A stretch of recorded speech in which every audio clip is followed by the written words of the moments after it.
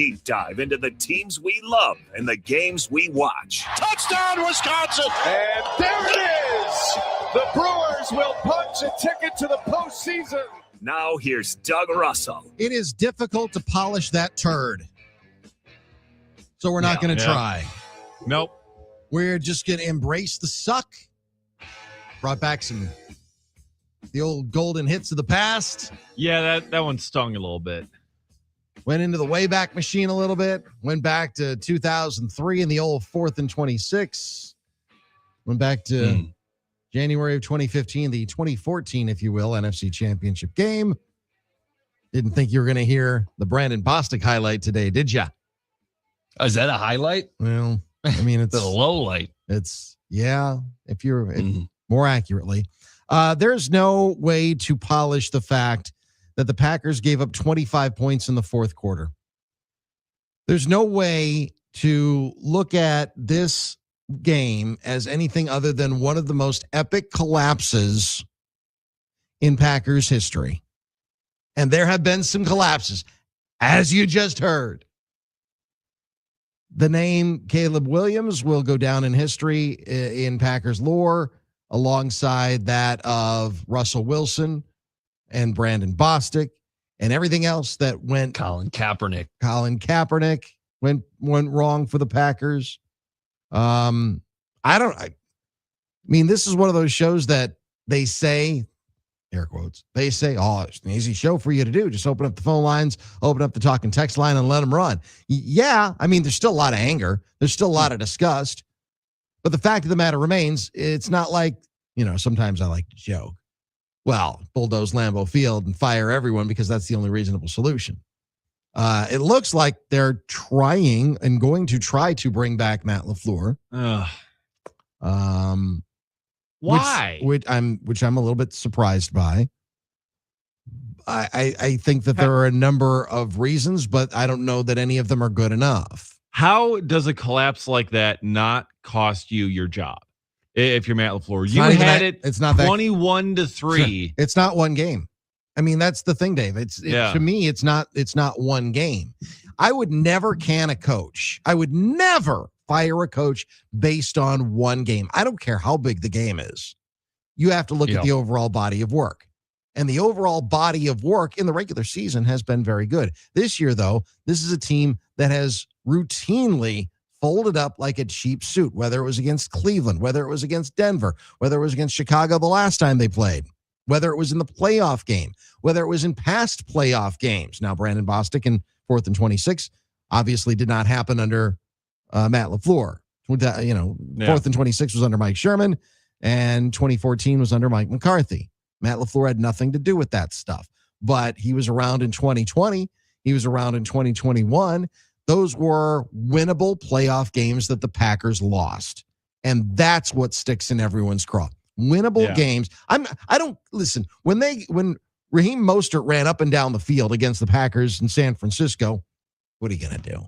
You got beat by a better team. You got beat by a really hot player at the time. I'm not even mad about that. You get your ass kicked. I'm not even mad about it. I'm a little embarrassed by it, I suppose.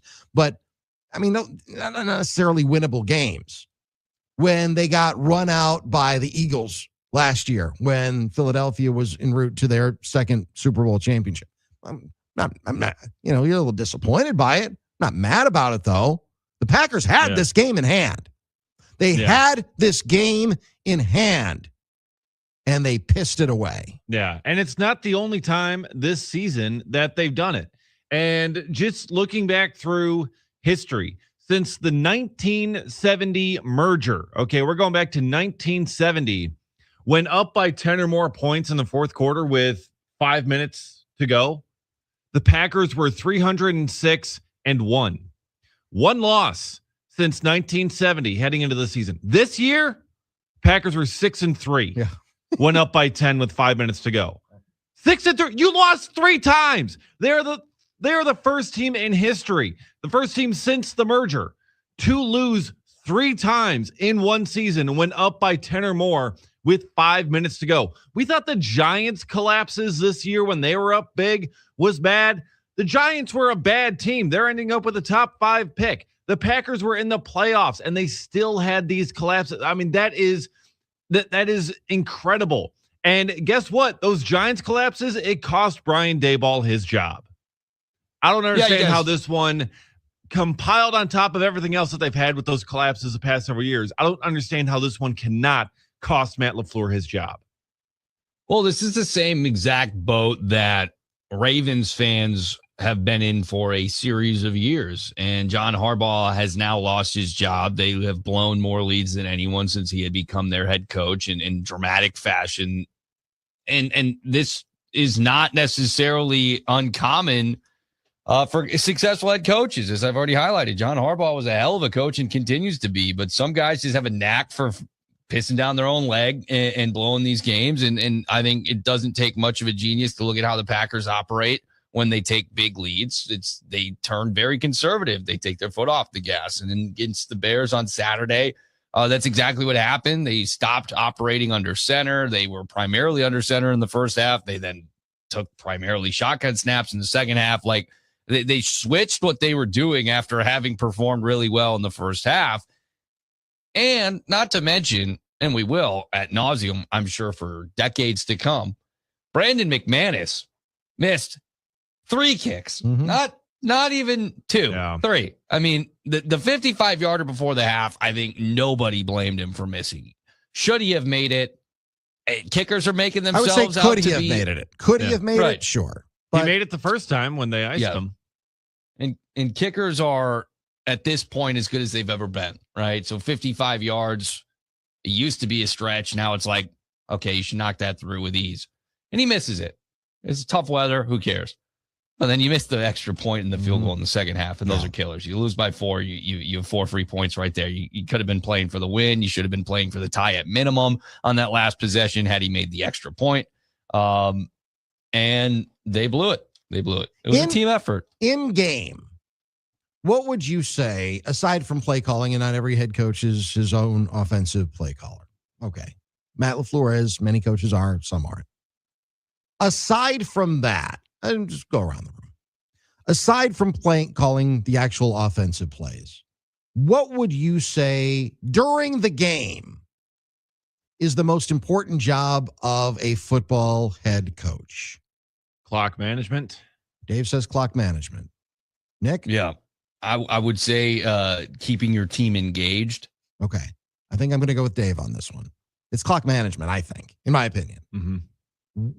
Please explain to me the timeouts that Matt LaFleur burned with 2 minutes and 8 seconds left and then 44 seconds left. What? Yeah. And having a delay of game coming out of a timeout. The delay of game coming out of the timeout is inexcusable. The clock management and the use of timeouts probably aged every Packers fan who was wondering exactly the same thing I was. What are we doing here? Yeah. What are you doing here? Why are you calling timeout here? You need that last timeout with 44 seconds left. You needed that timeout if you were going to try to make one last effort. And it was just unnecessary. It's just so unnecessary. And then the 5-yard penalty coming out of the time. What are you guys doing? What are we doing? That stuff happens in the preseason. That stuff happens at lower levels. That stuff happens with rookie head coaches. That stuff happens with rookie quarterbacks. Packers they don't have a rookie quarterback. They don't have a rookie head coach. This was not the preseason. This is the playoffs. All of this stuff, that's the stuff that drives me crazy. Sometimes other teams are going to make plays. Sometimes you're going to make physical mistakes. It's the dead ball mental mistakes that you just can't have in clutch situations. And that's what happened. Yeah, especially when you're several years in to this with Matt LaFleur. You're several years in with Jordan Love. This championship window that they have put open here, several years into it, and you're still having those kinds of mistakes. It's completely inexcusable. And as Matt LaFleur would say in every single one of his press conferences, Yeah, it starts with me. Yeah, I got to coach better. We got to play better. Okay. Yeah. We're going to hear a lot of that coming up next because we're going to do something a little bit unusual. We don't normally play long taped news conference. We don't normally do that. These are not normal situations. I want you to hear everything that Matt LaFleur had to say yesterday, the day after having looked at the tape. It is a long news conference. We don't normally do this. I'm warning you ahead of time. This is what we're doing right here. I want you to hear all of this because I think it's important in context. Matt LaFleur's Sunday news conference yesterday that you probably haven't heard in its entirety is coming up next. Stay with us. It's D.N.D. on the game. Till the end of time. So you got to let me know. Should I stay or should I go? Want to watch D.N.D? They're live on YouTube, Facebook, and X right now. There you go. There we go. Just search 97.3 The Game. Green Bay loses a tough one to Chicago, and their season comes to an end. Second half, you just look back on it, and we just couldn't get anything going. Came out, a couple 3-and-outs to start, and it was really disappointing. I think after the first half we played, being able to drive the ball down and score seemed like every time. Just got to go back and look at it, but it's just lack of execution and find ways to make plays that really just hurt us. Doug, Nick, and Dave are analyzing every angle of the playoff exit all day here on The Game. Here is Packers wide receiver Christian Watson meeting with the media on Saturday night after Green Bay fell to Chicago in the playoffs. Honestly, it's not how I expected that one would go. So just frustration and disappointment. What do you think happened offensively in that second half when you guys were so hot in the first half? We just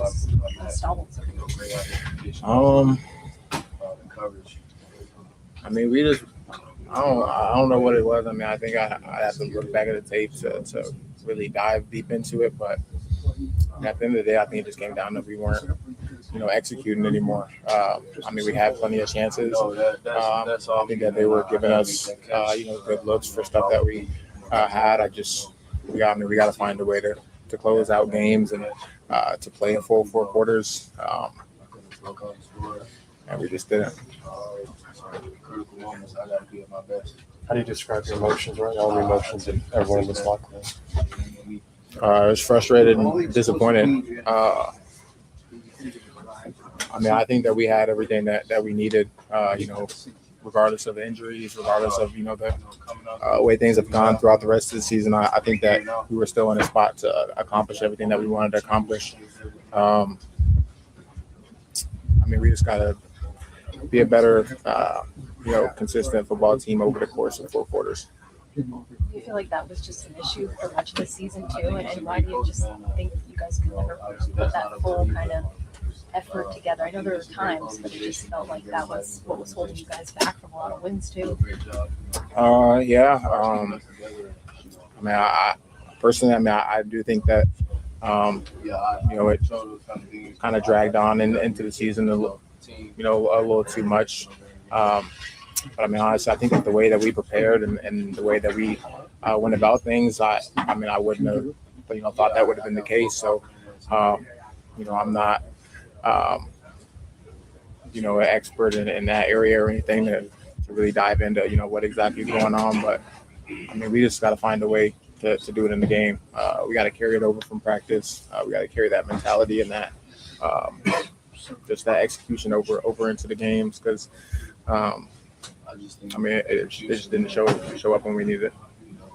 What was kind of the conversation like going into that final drive where you got to go down and score a touchdown? It wasn't much to be said. We got to score. Obviously just getting the rundown situation. We needed to score a touchdown. We knew that we were able to score touchdowns on them. We scored a decent amount of points, but you just got to be able to do it when it matters. And that was the conversation. Obviously, I didn't get it done. How tough is it to see your teammates and just, going through the emotions of this? You guys have dealt with heartbreaking games, but nothing like this before. Yeah, no, I mean, it's tough. Keep chopping and all the work that we put into this. We put everything on the line for this. Obviously, we want to get the best result possible. Obviously, when you don't, it's a tough situation for sure. So, it sucks, seeing my brothers like this, but. It's tough. It's hard to look at the bright side after that, but I just gotta let it sink in for a little while and find a way to be better because of it. iHeartRadio goes one-on-one with Taylor Swift to ask how she sees pop music today. I think pop is one of the most interesting landscapes to be in right now because you will hear so much diversity just turning on the radio. You'll hear, sort of a dancey, like clubby EDM song followed by a song that's really hip hop based. And then you'll hear like a straight up pop song. Then you'll hear 60s throwback sounds. I think it's really just so intriguing that so many different sounds are allowed to exist in the same format. And it's really cool to be a part of it. Keep listening to iHeartRadio for more from your favorite artists. How hot is the seat? I don't know. We will discuss. We got a 4-hour show today, and the talking text line is heating up. But Matt LaFleur met the media yesterday. He will not meet the media today. What's going on right now in Green Bay is locker cleanout day, so we'll have some comments tomorrow on the show. But did want to bring you Matt LaFleur's news conference from yesterday because we weren't here on Sunday. I don't know how many live radio shows there were on Sunday as all of Wisconsin was kind of wallowing in the din of what happened on Saturday night. So in its close to entirety, here is Matt LaFleur's day after news conference and season ending news conference with reporters yesterday at Lambeau Field. You expect to be back as head coach next year? That's not the focus right now, to be honest with you. We're fresh off this loss and just trying to find ways to get better. Have you met with Ed since the game? We talked briefly on the plane, and there's going to be a time when we're going to get together either later tonight or tomorrow sometime. How hard is it to not be your focus? I mean, I think we've all had job uncertainty in our lives, and it's hard not to kind of be. We all know what type of business this is, and the focus is, for me was, at least today, to take a look at the tape and try to figure out why and what went wrong. So that's where all my focus has lied. And then as in that process, you start thinking about, all right, what are the things that we need to do to get better? So that's just where I've put all my mental energy.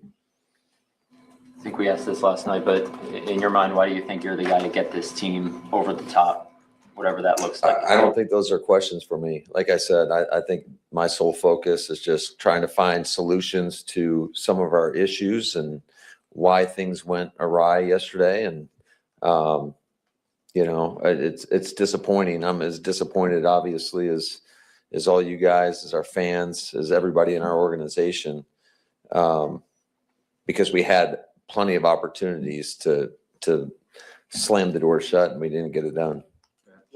Just to be clear, though, yes or no, do you want to still be the coach here for next year and going forward? Of course. I mean, this is one of one.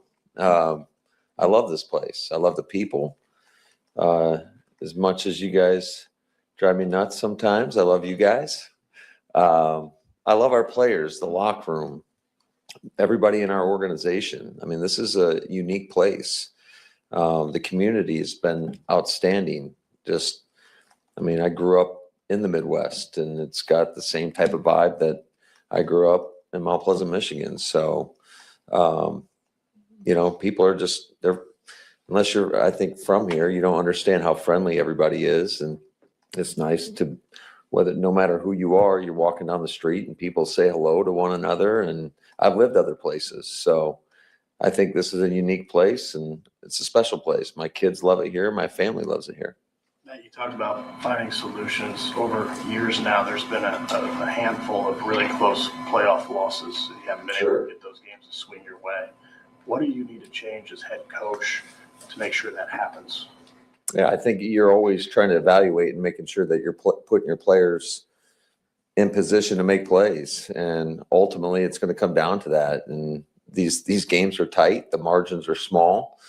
And when you have those opportunities, you got to take advantage of them. And unfortunately for us, you always look and see when it gets tight, if a guy makes a mistake, why are we making a mistake? And so those are constantly at the forefront of our mind. Is there anything from a culture or team identity standpoint that you think? No, I don't think so. Because when I take a look at the tape and I think objectively, and you just watch it, and like I look at our play style and the effort and strain, and our guys are battling. It's not for lack of effort. I'm proud of it.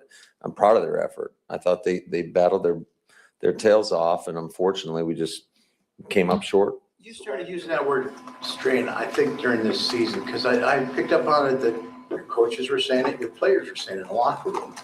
What brought that out? What were you looking for when you talked to them about preparation, getting ready, and that word?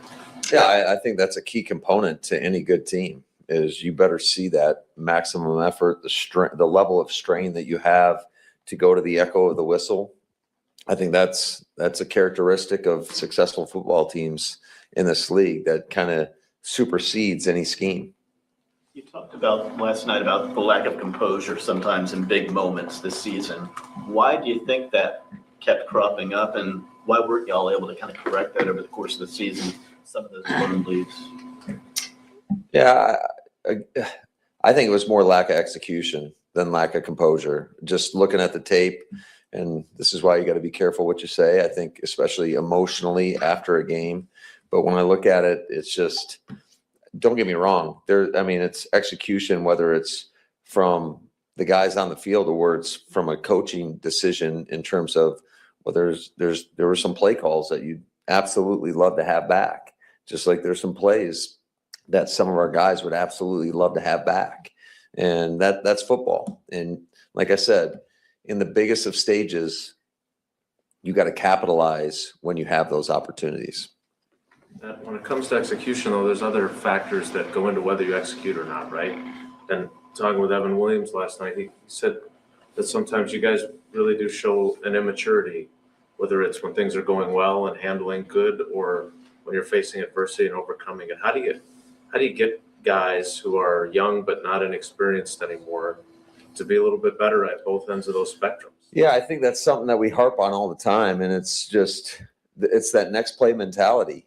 You can't live with what has happened, and what has happened doesn't have any bearing on what's going to happen next. So you've got to learn how to handle success and failure in the same vein and just move on to the next play. And so things went so well for you in the first half offensively. Sure. What changed? And in retrospect, what would you have done differently to stop that momentum? Yeah, I think a good play is the first play of the second half. We got Luke Musgrave. It's going to be a huge explosive gain, and we don't fan out to the corner, blitzing off the edge. There was multiple protection busts, and give them credit. They amped up their level of pressure, and we didn't adjust to it. I think it speaks to the importance too of having home playoff games. When you go on the road, sometimes communication can be a problem. And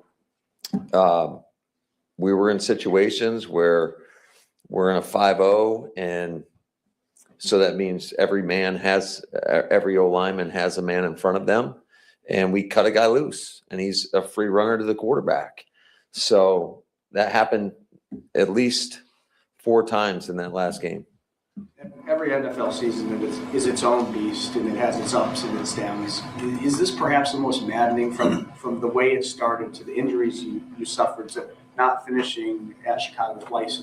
Yeah, I would say every season's maddening when you end the way we have this, especially this season. Adversity is part of this game. And bottom line is you got to find a way to overcome.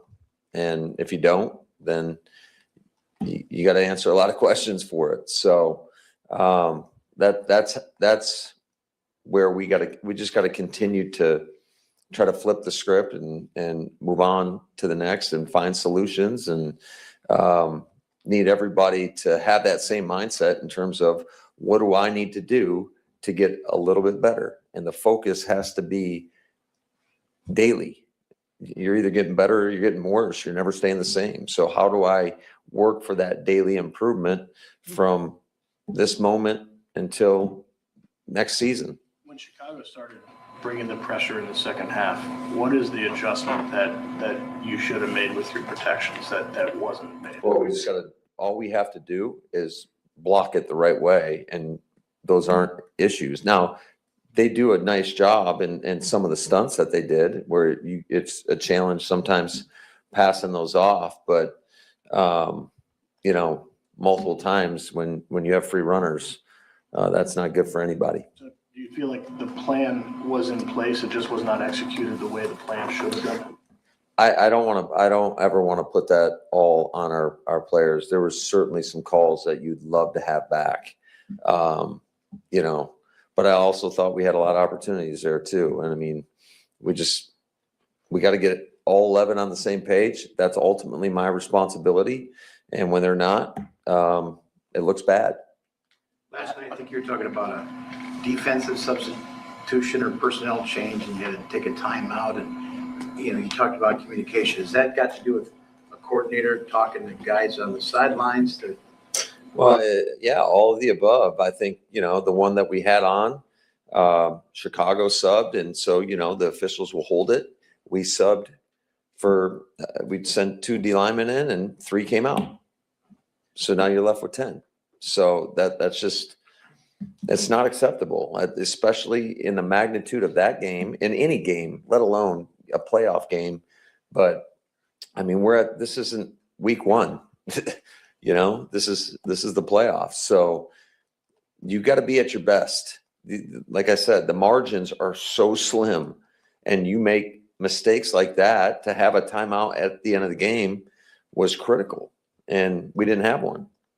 The loss of Edgerton in the third quarter affect the defensive game plan?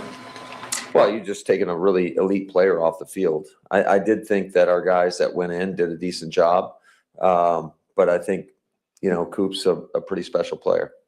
You guys didn't win after you lost Micah. Maybe that has nothing to do with it, but was there an emotional response to that maybe you just didn't handle right? No, I don't necessarily agree with that.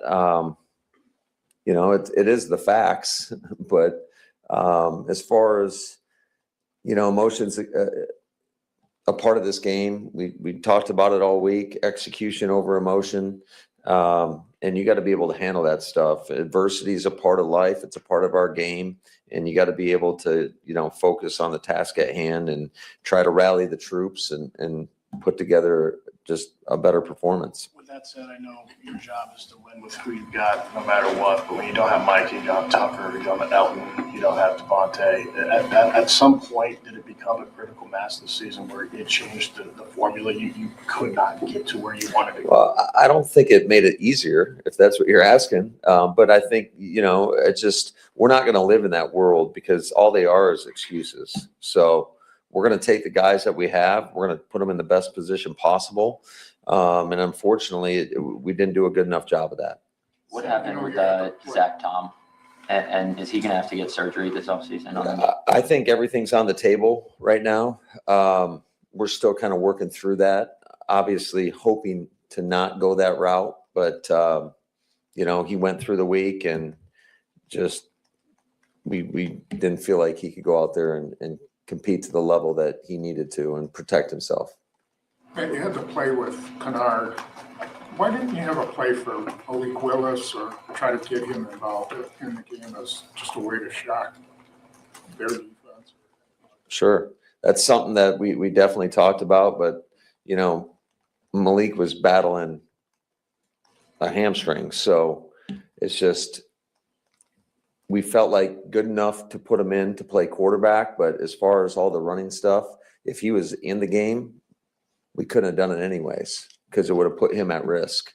So Kennard, we've been using for a few weeks at tight end. And so that was actually a can play where we noticed every time we put them in, they were playing man coverage. So we went to the man beater, we busted the protection, and Jordan had no other choice. He wasn't one of the options, I promise you. And as evidenced by the end result of that play, like, yeah, he got it. And that's happened in a walkthrough, you know, those guys messing around a little bit. But when it did come up, it's like, hey, make sure you protect that football. And certainly we did not do a great job of that. Why weren't y'all able to run the ball as effectively this season as y'all did a year ago? Well, I think that's part of our process right now is, you know, you're going to load up all the cut-ups. You're going to take a hard look at it and try to figure out the answers to that. Was it a scheme-related issue? Is it a personnel-related issue? I would say it's all of the above. You know, we all got to be better. Matt, when you look at the 4th and 8 that Caleb completed, Isaiah gets the pressure, gets the hit. It looked like Keyshawn may have peeled off to try to help out Quay on the running back. Did you see that looking at the film? Yeah, it looked like he tried to undercut. And, I mean, very few quarterbacks in the world can make that throw. And he made it, and that obviously saved the game for him. Matt, you ran the ball really well in the first half. Did they do something in the second half that made that a lot tougher? Yeah, so when we were getting under center, if you notice, they started bringing double-edge pressure. They brought double corner cats. They brought the nickel in a corner. And so that just condenses your edges. So that's part of the reason why, you know, you try to alleviate that issue, and you get either in the pistol or the gun so that doesn't happen, and now you try to run the ball. You know, it was a good plan by them. There are things to take advantage of that, and we had them dialed up. It's just we didn't have them dialed up at the right time. Matt, what went into turning to Josh Jacobs in the return game? Again, trying to put your best players in a position to go out there and impact the game. He came up to me, I want to say it was on Thursday. He's like, "You're not going to let me return?" Because that was when Rich brought that to me. I was like, man, I don't feel good about that. But when he said that to me, I'm like, do you really want to return? He's like, heck yeah, I do. So it was one of those deals that we were going to save, you know, till later in the game, crunch time when we needed it. And he had a heck of a return. We just got to make sure we finish with the football right there in that situation. But he was a dynamic returner in college. That play in particular is become somewhat of a running play, just how that's blocked up. And why not have your best runner with the ball in his hands? And that's why we went the way we did. And just the kind of the mentality going into that game or any type of playoff type game is it's all hands on deck. I mean, Coop's running down there on kickoff, and I know he's done that in the past, but it's just you're trying to put your best out there. Do you have what you need personnel-wise? I'm, I guess, speaking specifically about, you know, D tackle, O-line, corner. Yeah, I think we got a lot of great options. I really do. I believe in the talent in that locker room. I think Goody and his staff do an outstanding job. And ultimately, like I said, we got to try to put our guys in a better position to go out there and have success. Matt Welch, how do you feel about Brandon McManus has been really consistent. There were some block kicks early in the season, but he had the one miss all year and then one in the playoffs last year, and he had the 3 last night as well when he really needed it. Yeah, it was a tough night. There's no working around that, and he knows it. And I know what he said to you guys. Yeah, it was a tough deal. Matt, will Rich be back as special teams coordinator next season? That's all the stuff that we're kind of focused on right now. Is just going through everything, having the conversations with all our coaches, you know, and then we'll determine all that. How do you fix special teams? It's been a years-on problem for you, and obviously last night was an example of that, but even multiple games this season that special teams cost you a win. How do you fix that ultimately? Well, it depends on what aspect of teams are you talking about. I mean, the coverage units, I think We did give up a big return in the game. We didn't win on the outside of Flyers, got pinned inside, and you saw the result. And the result was a return to like the 35-yard line. So those are the things that, from a protection standpoint and a coverage standpoint, that I absolutely think that they've got to be on point. And I thought for the most part this season, we've done a pretty solid job in that regard. But as far as like, you know, we got to make our kicks when we have opportunities to make our kicks. You mentioned you want to stay here with the Packers. There's obviously 8 other coaching jobs available. Would you be willing to coach out the remainder of your contract without an extension? Again, that's not my focus right now. You know, those conversations will be had in a very short period of time. Hey, Matt, in the last 7 years, I think I've heard you say it starts with me several hundred times. I know you mean that when you say it, but whatever it's going to be, whether you're coaching here or somewhere else, big picture, what things do you kind of think you want to do differently or better to when it starts with you? What do you want to do differently? I think we have to look at everything from how we train to how we practice. These are conversations that I've already had with some of our people, and just trying to find maybe different ways to do things. But those are all the conversations that are ongoing right now. Just taking all the data that we have, comparing it to, you know, other teams or whatever it may be. Certainly this year we had the injury bug a little bit. It's like, all right, can we do something different to avoid that? Now, a lot of those were just I don't know. I think unavoidable. Like when a guy gets his ankle landed on and breaks his fibula or whatever, or a guy gets cut and kicks Tucker Kraft in the knee. Like, I don't know if those are necessarily avoidable. But from a training standpoint, just making sure that we're trying to build up our people, our players, so that they can go out there and they can compete at a high level for a long period of time. I was actually wondering what you thought of the injury situation, those terms, because Mike was non-contact, but other than that, was there a serious injury that wasn't contact? Like, it just seemed like an incredible amount of bad luck. Is there anything that you can do about that, or is that literally? Yeah, I think that's what we're searching for, to see if there is something that we can do more so that we can try to avoid that. Because, I mean, let's face it, you to be at your best, you need everybody available. And we always talk about your best ability is your availability. And it's tough when you lose some guys. Hafley has at least five interviews scheduled. Sure. Can you replace him from within, or would you, if you lose him, or would you have to go outside? I think all options are on the table. I think that's something that we'll be working through.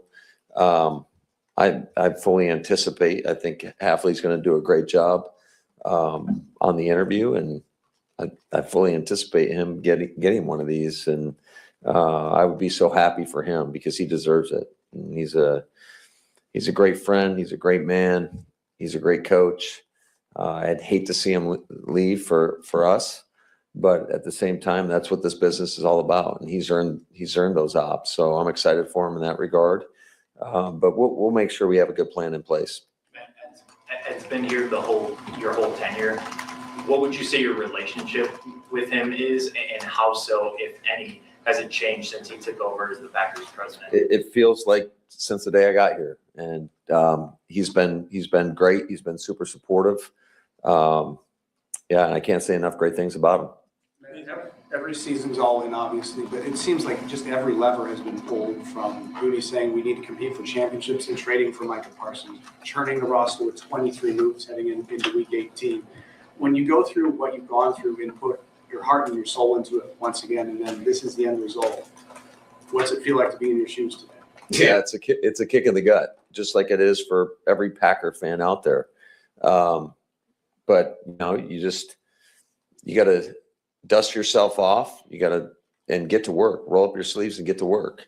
And that started this morning. You come in, and as painful as it was to watch that tape, you watch the tape and you figure out why things went the way they did. and it's unfortunate. And then you start having conversations after that, and just try to find solutions moving forward.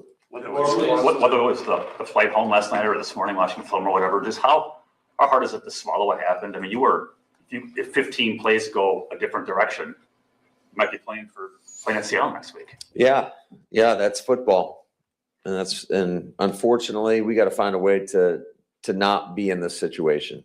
Bottom line. I talked to a dozen guys last night in the locker room. You could tell how tired they were and emotional they were when they opened the doors. And when you said, what happened from the first half to the end of this game? And when they looked for words, most of them all said the word, we couldn't finish. We didn't finish. What does that mean to an athlete? What do you take that as a coach moving forward? Yeah, I think that was a big theme going into this game, is knowing your opponent and knowing what they were capable of doing and knowing how they've come back. I want to say, was that their fourth quarter comeback or whatever? So that was the main message, is to finish. It was talked about ad nauseum, and we didn't finish. So I think we all kind of look ourselves in the mirror and say, what can I do a little bit better? If Ed said, we want you back as head coach, but we're not going to do anything about the contract till next year, is that feasible? I mean, for you, would you accept that? Is that a bad situation if you are in a lame duck situation? Yeah, I'm not. Those are for another time, I think. I'm so focused on our players, our staff, and just trying to, like I said before a million times, try to find solutions on how to get better. Matt, did you see the Bears locker room video after last night? I did not. There's a bunch of us in here that were, sorry, I didn't think that was going to count because you just said you didn't see it. Of course you did, Jason. There were a bunch of us here that were here for 4th and 26, that were here for the 2014 NFC Championship game. You were on Dan Quinn's staff for that Super Bowl. Assuming we continue the way things are, how do you make sure that a gut-wrenching loss like this serves as we got to get our act together and we're going to overcome this and not a spiral that things just keep Yeah, I think you got to use it as fuel.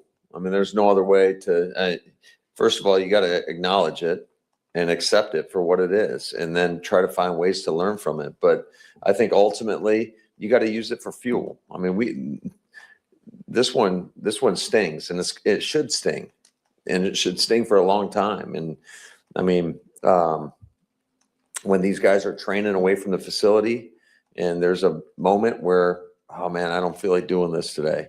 It's like, hey, think about how you felt in that locker room. Maybe that can get you motivated to get up off your butt and do what you need to do to get a little bit better. And that's going to be the message to our guys, is you have to use it as fuel.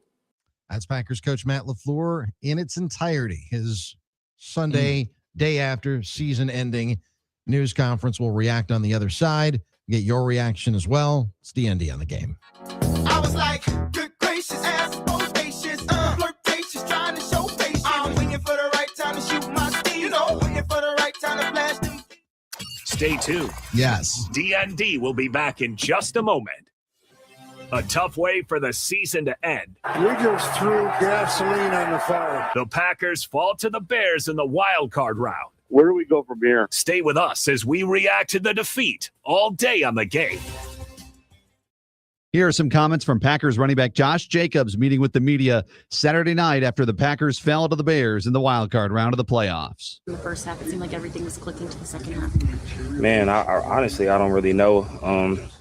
I feel like, being up that much, we can let our foot off the gas. And, we talked about it at halftime. We talked about it in the third quarter, and just went how it did.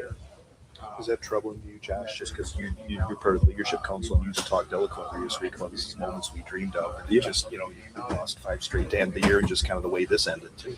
Yeah, it's definitely a weird feeling just because obviously, man, that's a game that I don't, 9 times out of 10, I don't get how we lose. and that's just me being all the way honest. So it's just one of those things. I mean, I give credit to them. You know, they still a good team and things like that. But it's no way in my mind that you asked me at halftime or even before the game how the drives was going that we would have been in that position. I think you could get the run game going a little bit more in the second half. You didn't have very many attempts. Yeah, I mean, I feel like second half we had a few MEs, MAs just in the assignments on plays that we had, and it kind of forced our hands to do certain things. I think that even a lot of speaking on the run game was one block missed from big plays. So it's just weird, man. I mean, it's just a weird game. It's the only way I can really explain it. I can't say I really played in the game that you had that much momentum and up that much, and still fighting, and guys still making plays that it turned out that way. As well as the first half went tonight, I wonder if a week from now you're going to look back and say, we lost our last 4 or 5 games. We weren't finding a way to close these things out. Will that sink in? I mean, we've been talking all year about playing a complete game. Feeling like we haven't played a complete game, and find a way to win. We always talk about good teams find a way to win at the end, and yeah, man. I mean, I feel like that's one of the things that as a team we have to work on. Josh, was there a specific point in the second half where you felt the momentum shift? Was it the 3 and outs to start the third quarter, or was it in DJ Moore's with that touchdown? Yeah, definitely 3 and outs. When I started looking at the clock, I'm like, damn, we didn't take no time really off the clock. And that was something that I was like, damn, I was kind of worried about. Just obviously knowing how this team is, and knowing how they play hard to the bitter end, and they got, 80% of their wins is like late comeback wins. So it was definitely something that I was starting to think about, and I even told the guys, in that third down when we got the ball on the fourth down stop, like this is the most important drive of the game, and we didn't come up with any points on that drive, so. That's just how it is, man, in this league. So, yeah. iHeartRadio goes one-on-one with James Bay to find out what it's like for him to tour and perform in the U.S. It's a big old beast, America. Getting to play over here is a big deal. It's something I dreamed about from, I think, even before I picked up a guitar and was practically being musical. I remember being a little kid and seeing like Michael Jackson shows on TV or big artists like that, and looking at just the sheer scale of being a big artist in America and dreaming about what it might be like one day to do that kind of thing. So it is kind of a dream come true to be over here and to be playing the kind of shows I'm playing. Keep listening to iHeartRadio for more from your favorite artists.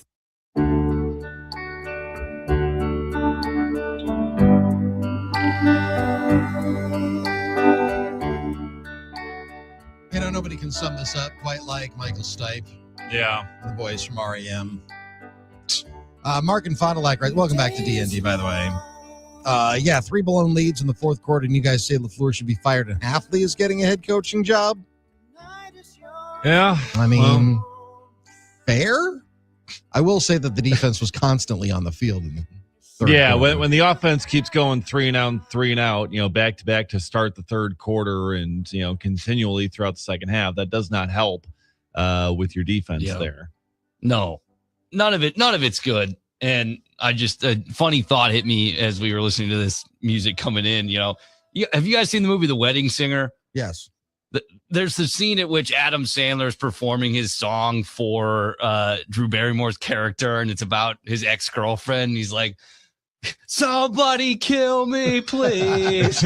I'm on my knees. Pretty, please kill me. I think that's more accurate. I want to die.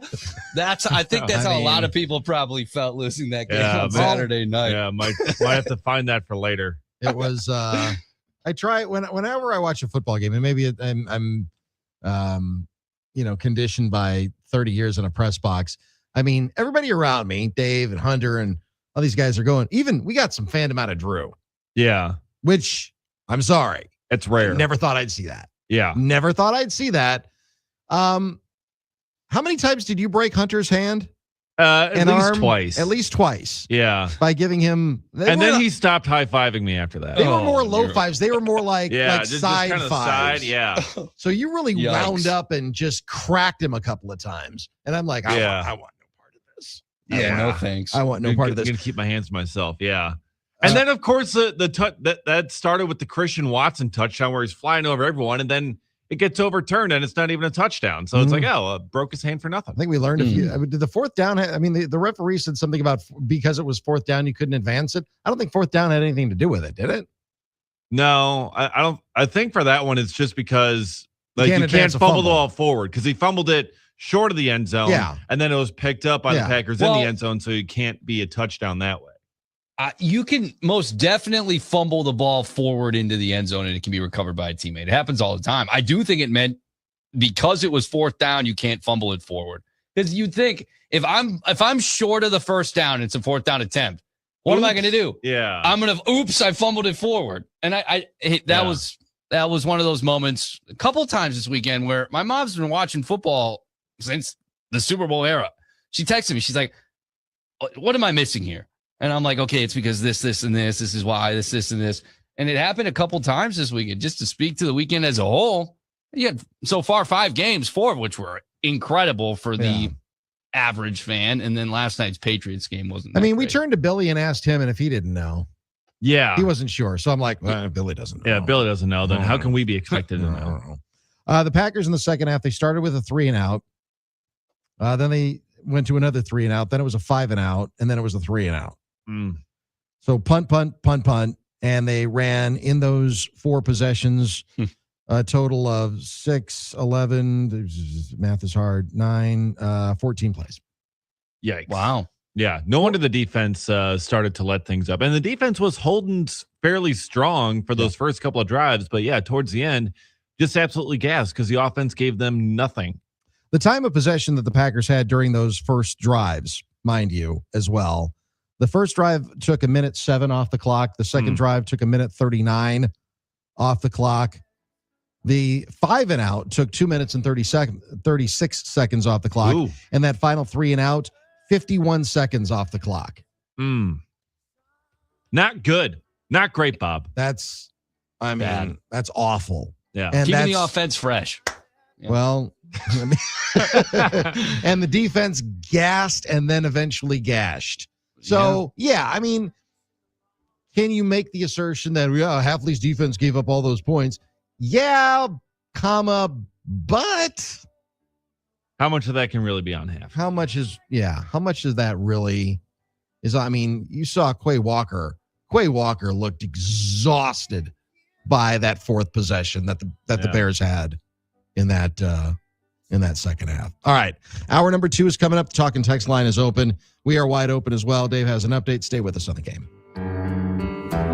You are listening to D.N.D. with Doug, Nick, and Dave. This pains me to say this, but Dave's right. Hey, why does that pain you to say? I'm right quite a bit, I think. Middays here on the game.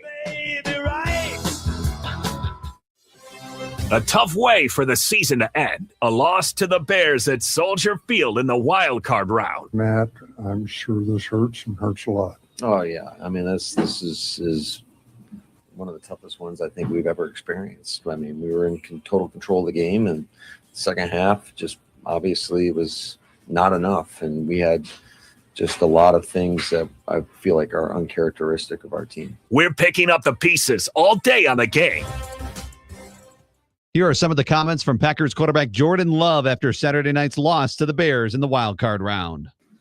Do you think Matt should remain the coach of this team, and why do you think that is so? Yeah, I definitely think Matt should be the head coach. I got a lot of love for Matt. I think he does a great job, and that's it. What does this team need then, Jordan, to take the next step? Got to win games like this. You got to take advantage of games. You jump out to a 21-3 lead. You got to find ways to finish that and be better all around and just finish. So how do you accomplish that? Do you need some better players, better play calls? It's easy to say go there and win, but how do you get that accomplished? Yeah, you get back to work. It all comes down to execution. You guys obviously played the Bears twice this year. Both games came right down to the wire. you and Matt both talked about the second half of this game. They brought more pressure. That changed some things. Were you, having seen them already twice, were you guys caught off guard by any of that? Any of the different pressures you hadn't gotten from them to this point? Was there anything that was unexpected in the third and fourth quarters from your perspective that hurt you guys offensively? No, I don't think anything unexpected. I think they did a good job, obviously, kind of adjusting the scheme that they had first half. And, we didn't do a good enough job at, picking up their adjustments that they made and finding ways to take advantage of that the way we did in the first half. And that's every game you come into. You do good things in the first half and teams are going to make adjustments. And, we didn't do a good enough job overcoming that stuff. And I think we just hurt ourselves too many times. Jordan, it's obviously a really tough situation in the locker room. What do you say as a leader? What do the other people say who are leaders of the team to try and help you guys think forward and all the decisions? Man, not much is said right now. Everybody knows what the situation is. It's disappointing. We let one get away from us. So not much is said. We'll get back to it and go from there. Attack the offseason. The same message that comes with any offseason is trying to find ways to get better and get back to work. But it's very disappointing right now. What happened on the delay game coming out of the timeout? 30-10 in the fourth quarter. Yeah, I can't even really process it right now. But I just think we didn't. I can't even process right now. Obviously, we just had miscommunication and weren't able to get the playoff. Yeah. What's your overall take on this season? Was it a good season? We did some good stuff. I think there's highs and lows this season. We played well and then we played not very well. We dropped a couple games that I think we had, and I think obviously ending the season the way we did is just disappointing. I think you look back on it, I think we did some good stuff in the NFC North and improved, and that was something that we was a goal for ours coming into the season after what we did the year before. But I still think there's more room. I think we could have done a lot better. I think we had a chance to win the division and we let it go. And I think there's obviously there's some other games that were disappointing, but just highs and lows. Not consistent enough, and I think we just got to find ways to get back after it and improve. And I think it starts with trying to win the NFC North. We got to do that. iHeartRadio. Here are the top 3 Blake Shelton songs you've thumbed up. Number 3, Honeybee. You be my little Loretta, I'll be your Conway Twitty. You be my sugar baby, I'll be your sweet iced tea. You be my honeysuckle, I'll be your honeybee. Number 2, Happy Anywhere featuring Gwen Stefani. Any map dot location, you're always my destination. You're the only thing that I'm chained to. I can be happy anywhere with you. Number 1, Come Back as a Country Boy. When I die, I want to come back as a country boy. No, there ain't no better life if you ask me. Hear more from Blake Shelton and similar artists now. Search for Blake Shelton on iHeartRadio. All your favorite music, all your favorite stations, all free. Listen to us live 24/7 on the iHeartRadio app and watch our shows each weekday on YouTube, Facebook, and X. We are the game. He's very knowledgeable, very intelligent guy, very personable guy. Here's Dave Gasper. All right, well, that was a terrible weekend there for Wisconsin sports, but there was a high point. Wisconsin basketball pulling off a massive upset. Here comes Cadeau against Boyd. Cadeau front court down to 7 seconds. Lindeborg with 5. Hands off to Gale. Contested 3. Off the rim. No. Rebound. Johnson. No. And the Badgers win it. They take down Michigan in Ann Arbor. What a fantastic performance from Greg Gard's Wisconsin Badgers as they send Michigan down for the first time this season. Save that highlight from Matt LePay. That's one. Absolutely. He's got a library of incredible calls. Oh, yeah. That's one of them. Absolutely. Just an incredible win. John Blackwell, 26 points. Nick Boyd, 22. Badgers get their first quad 1 win of the season. Woo! Hopefully a turning point in the season for this group. But yeah, Right. just an incredible, and no one gave them much of a chance at all. Why would you? Heading into this game? I mean, in all honesty, I mean, I don't want to piss on anybody's parade, but why would you have given them? They were like much of a chance. 18-point underdogs. Yeah. Like, I would wonder if that's the most significant win that they've had in terms of, how much they're not expected to win by, or how much the opponent is favored by. I look at their reactions after the game is really interesting to me. The pure elation and the celebration from Guard and his staff and the players in the locker room. Like, I'm torn. I love excitement. I love happiness. But on the flip side, like it felt like I love excitement and happiness. But I love seeing good things happen to good people. I just don't know where the line I is. love right? love, but like it's a Big Ten competition. Yeah. And it felt, and it's happy right that they were like a 10 seed in the tournament that beat the 1. Like it didn't necessarily feel like that much of a massive upset Did to it me, feel but it was better a really or worse significant than, win. Did it feel better or worse than storming the field at Camp Randall a couple of times this year? I would argue it would have felt worse, but it was maybe a little bit better of a significance. Like, I mean, beating those teams at Camp Randall didn't mean anything. This means a lot to this team. But how did you feel about something? How did you feel about storming the field? I felt happier in the moments of the football games than I did on Saturday in the basketball That's game. interesting. Okay. Okay. You're going all Kurt Signetti on us here by just kind of. I am Kurt Signettiing this. Yes, I am, because like my expectation is that the Badgers were supposed to be competitive in games like this, that they were going to be good enough to win this game. But they've gone down a path of maybe being questioned. But the way that they played the first, few games of their Big Ten schedule, I mean, I think we all go back to the debacle at Nebraska. Yeah. What would make you believe that they were going to go in and be competitive at number 2 Michigan? I mean, I think of one thing if it was at the Kohl Center, then again, you might have had a court storm at the Kohl Center. Oh, you absolutely would have had one at the Kohl Center for that. I guess even my though the unwavering opinion, was, unwavering opinion of what Greg Gard is as a head coach and what his staff can do. Yeah. I wasn't shocked, right? I wasn't surprised that they won. He is the silent assassin. He's a great coach. I mean, I think that he gets so much crap for a lot of things that he shouldn't get crap for, but he's been a very consistent coach I think he's perfect for Wisconsin. I mean, would you like to see, a couple of Final Four runs like they had under the previous regime? Well, not even previous regime, previous coach, because Greg Gard was part of those staffs. When Bo was taken to back-to-back Final Fours. Do you want to see that? Sure.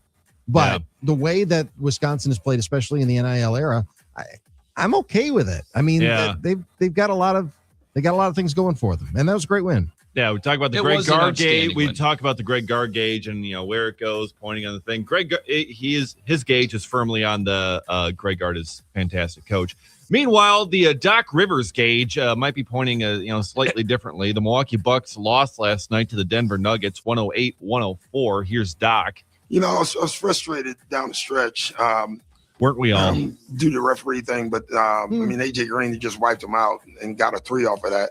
And then AJ Green clearly got fouled on his 3. Like, it's the one play that you're supposed to watch. I mean, it was arms, hands. That's a 3-point shot. That's a tie game, and we missed. So 3 they got. This should have been wiped off from an offensive foul. And then 3 we didn't get. I mean, that's in a 1-point game, those things matter. Doc might be expecting a letter from the league in the next couple of days. Might be, but with a fine attached. Can I confess something? After the Packers lost on Saturday night, I kind of pieced out on sports yesterday, I almost forgot, and I kind of did forget that the Bucks actually played a game until I'm sitting down and doing my Madison in the morning, starting to write my Madison in the morning sports updates. I'm like, oh, the Bucks won. The Bucks played last night. Yeah. Whoops. I was like, I want to watch YouTube videos and Landman on Sunday. I checked in on That's some of the completely fair. And we knew the result, right? I mean, like at this point this year, you kind of know what's going to happen. You're playing a good team, you're going to lose. Yeah. And the Bucks are kind of in that boat. They did beat the Lakers, though. And credit to them for that. Giannis played incredibly well. Giannis has been playing well enough. I mean, certainly to win some basketball games. The surrounding cast isn't good enough. And that Giannis conversation, I'm sure we'll talk about it this week, so I'll save it for later. Someone will say something about him wanting out, and then I'll bring it up during Bruiser's Bites, and you guys will be like, unless he says it himself. Yeah, which he has already told the Athletic Sam Amick, I will never request a trade. Right, but does that mean that he wants a trade? See, you got to read between the lines. He'll never request it, but he may want it. Okay. That's the question. Yeah. Bucks play at home tomorrow night against the Minnesota Timberwolves, so they welcome them to Fiserv. The NFL playoffs, when we all know what happened with the Green Bay Packers. Elsewhere in the playoffs, the Rams held off the Panthers. The Bills held off the Jacksonville Jaguars. 49ers took down the Eagles. And the Patriots took care of the Chargers. Matthew Stafford's dealing with a finger sprain that he suffered. George Kittle tore his Achilles. That was a tough one to watch. Yeah. So Did you guys see that there's this reporting about like some sort of factory, some sort of electromagnetism? It's an electric substation that's right next to their practice field. Right next to the 49ers practice field. And there's reporting that leads to additional that leads to wear and tear on the muscles. Yeah. It takes away the collagen or something. Yeah. Well, the practice facility is right next to the stadium. I know and every NFL team spends so much more time at the practice facility than they do at the stadium. So maybe it doesn't affect like visiting teams, but if you're always in that environment, I hadn't heard that. Yeah, it kind of wears it down over time. Like it's small, but like it could wear it down over time, wear down the muscles. So some reporting on that yesterday. Yes. And why they've had so many catastrophic injuries. Well, and they've been just beset by injuries. We talk about the Packers all the time because that's, we live in their backyard. But the Niners still won despite their injuries. True. And have been winning despite their injuries this year. But if that's the case, I mean, if you're the Niners, you got to consider moving your facility somewhere else, right? You would think. You have to. And they've had so many, soft tissue injuries over however many years now. I mean, it just keeps happening to them over and over and over again. Interesting. And Kendrick Bourne, a player on the team, even made mention of it in his post-game presser or post-game interaction by his locker, saying he was thanking the substation because he's a fringe depth player who has now been thrust into a more significant role this season. Thank you for taking out all of my teammates with catastrophic injuries. When I was a freshman, 2 kids broke their individual feet. One of them, I think both right foot, but I got moved up the depth chart and played a ton in basketball as a freshman. It was hype, but it came at the expense of some injuries. So I can understand the perspective, but just making mention of it is interesting that he would even acknowledge it. Yeah. So that's going to be another blow to the San Francisco 49ers, but I mean, they do take out the reigning NFC champion. So we're going to have completely new Super Bowl this year. No Chiefs, no Eagles are going to be in that one. Tonight, Texans, Steelers. Nick, how we feeling? I'm feeling good. I would say that the law of averages would suggest that tonight's game could get ugly because 4 of the 5 so far have been good. I'm just hoping that the Steelers are at home where they have not lost in their last 23 home Monday Night Football games. Feeling pretty good about that. It's Monday Night Football. It's in Pittsburgh. I think we all can root for Aaron Rodgers now, right? Everyone's free to root for whoever they want now that the Packers are out, and I'm sure a lot of people don't care anymore because their team is out of it. But Texas we offense still don't isn't want good. them to face the Bears in the Super Bowl, though. The Bears got to come up short.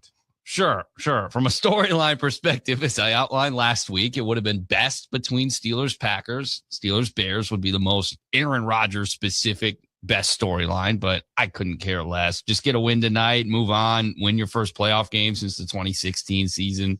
That'd be cool. Yeah. So that's going to be a fun game tonight. Also, over the weekend, Friday night, the college football playoff, Indiana destroyed Oregon. That was a massacre. Awesome. That game was 35-7 at halftime. So Indiana moves on to face Miami in the national in Miami in the national championship game. So that one's going to be fantastic. That is a week from, or it could be a tonight. blowout. You never know. I mean, Indiana's been beating the crap out of everybody this year. I mean, it is insane. Now we're seeing people talk about it's like, let's see them go up against the 2019 LSU Tigers. Maybe there's also, I mean, it is that level of dominance. And the fun fact that I saw this weekend, I love fun facts. I think Jen Latta tweeted this out. I'm not sure, but I believe Indiana doesn't have a single 5-star recruit on their roster. Not one. Yeah. They have. You got a lot of guys with experience. True. They have 8 total 4 or 5 stars. So it's certainly possible they have 8 4-stars. And Ole Miss and Miami and Oregon have at minimum 40 4 and 5 stars between them. Yeah. So that was really special. But it does speak to the transfer portal and how you can build a roster with guys, as Kurt Signetti has highlighted. He wants guys with production instead of guys with potential. And Preston Zachman, a guy with a lot of production here at Wisconsin, is going to go there next year. So, happy for Riley Nowakowski. I might be backwards on this, but I'm wholeheartedly pulling for Indiana, and I have been. Doug, you've stated your opinion on it. Outside of the Big Ten first, Go then Canes. who cares? Mendoza's a Miami kid. He grew up, Go I believe, Canes, go he said Rams. 1 mile from campus. So it's a very cool storyline. Mendoza's, I think, one of my favorite players in a long time. And he's getting better on the microphone, I think.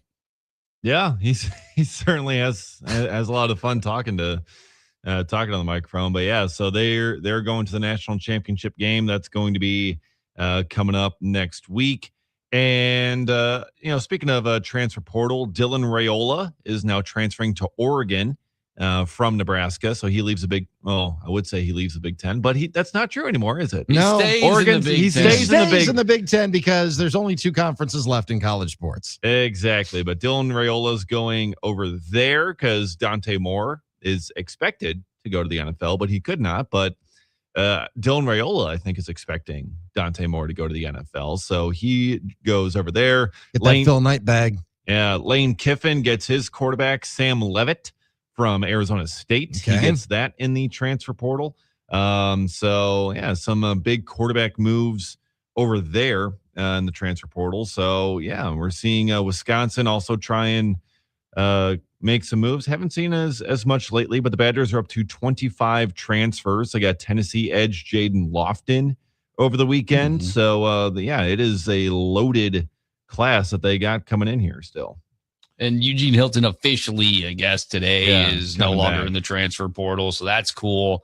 On your quarterback conversation, Dave, Ty Simpson, who's already stated he's going to go to the NFL, he's still getting NIL offers as high as $6.5 million for next year. You can make more money in college than you can in the NFL in a lot of ways because, eventually, and this is one of the things that I'm going to do when I fix college athletics. Yes. Is you get 4 years and then you're done. Yeah. That's it. There's no more 6, 7, 8, 9-year college football careers. Yeah. Once you go, you go. The other part that I'm going to fix is that, we're to the point where if you're going to sign a contract over a certain amount of money, if it's going to be over, like, say, $1 million, you have to automatically it's going to kick in and you're going to have to sign a multi-year deal. Yeah, absolutely. Completely agreed. And this is why I'm voting Doug Russell for NCAA president. Thank you. He'll fix it. I'll fix it. And he's even catering towards the kids when he said 6'7". So, I mean, he's covering all his bases. That's what I'm saying. There you go. Also, and I believe when we left things on Friday, we said Charles Perkins was heading into the transfer portal. He has changed his mind. Charles Perkins, defensive lineman, will return to Wisconsin for next season. Like to hear that. Yeah. Good stuff. Thank you. All right. I'm looking at the map of Levi Stadium right now. Now, so there's another. So I did a Google search. I'm fascinated by this story, and I know we've got bigger things to talk about. Like it looks like the Packers are going to keep Matt LaFleur, for example. So I'm looking at it right now. There is this substation that is literally right there. Literally right there. It's just to the south of Levi's Stadium. And it's right next to their practice facility as well. Now, who's claiming this, by the way? Because it seems like the reason that they built Levi Stadium where they built it is because the land was cheap. The practice facility was already in Santa Clara. It was already there. So they built Levi Stadium because the land was cheap. They originally wanted to build in San Francisco, but San Francisco property values are got some issues. Enormous. Yeah. Watch out for poop on the street, too. I've been to San Francisco. You don't. Come on. That's over. Depends on which parts, but no. Some parts in every city, some parts are better than others. Every city has its problems. That's right. But yeah, I mean, I'm not smart enough to know whether or not this has anything to do with it. I'm just fascinated by the theory. I'm fascinated by the story. Yeah, because all that exposure over time, can it wear muscles down? I don't know. What about the people who work at the substation? Because people have to work there. Yeah, but those guys also aren't, trying to run 20 miles an hour and get hit by 300-pound linemen. Oh, that's right. So, yeah, and maybe they needed to put the substation in there to have enough electricity for the stadium, just kind of put it right there because, stadiums draw a large amount of electricity, to run stuff for game day. So, yeah, but if that were the case, you'd have a substation next to every stadium. Yeah, well, maybe they just built it that way for convenience, just because okay, it's a new area, cheap land that we're developing, just put it right there. Why not? And well, the other part is, I mean, this is also a residential neighborhood kind of as well, because just to the south of Levi's Stadium, there's a whole neighborhood of houses and apartment buildings. People live there. There's all kinds of stuff. There's a Six Flags near there to the north of it. And then there's a bunch of hotels that are near. I mean, this is a neighborhood that, people live in. So I don't know. Yeah. I'm fascinated by the story. I'm fascinated by the theory. Well, yeah, it's not great. I mean, if you're a Niners fan that now you see this, I can't imagine that makes you feel better about your team's injury luck moving forward. Now you feel like it's malpractice by the organization to put your players in that position. But I'm finding myself in a position where it's hard to pick a team in the NFC that I'd like to win or move forward. I mean, I don't have any good feelings about the 49ers. I don't like the Seahawks that much. So what am I supposed to do here? Can't pull for the Bears. I guess it's the Rams. Yeah, come on, Matty Stafford. Yeah, I mean, that hurts Rodgers. If Stafford wins another Super Bowl, it's bad for Aaron Rodgers. So that's legacy for my guy. No, it's not. That's 2 Super Bowls for Matthew Stafford. So what?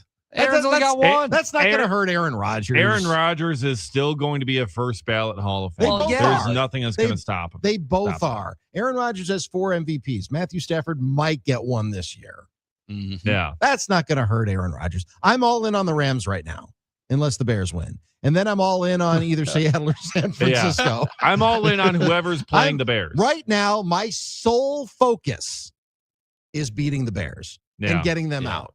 Now, is it going to make anything? Is it going to make me feel better about the wild card round? Is it going to make me feel better about Saturday night? No, it's Will it not. Make me feel better in general. I'm not going to have the Schadenfreude that Cubs fans have when the Brewers went in and got swept by the Dodgers because they were like, "Oh, fly the L now." I'm not going to do that. I'm not going to do that. I just want them done. I just want the Bears. Well, Wisconsin sports teams are 0-5 in the playoffs since that moment. So thanks, Trevor McGill and Nick Mears.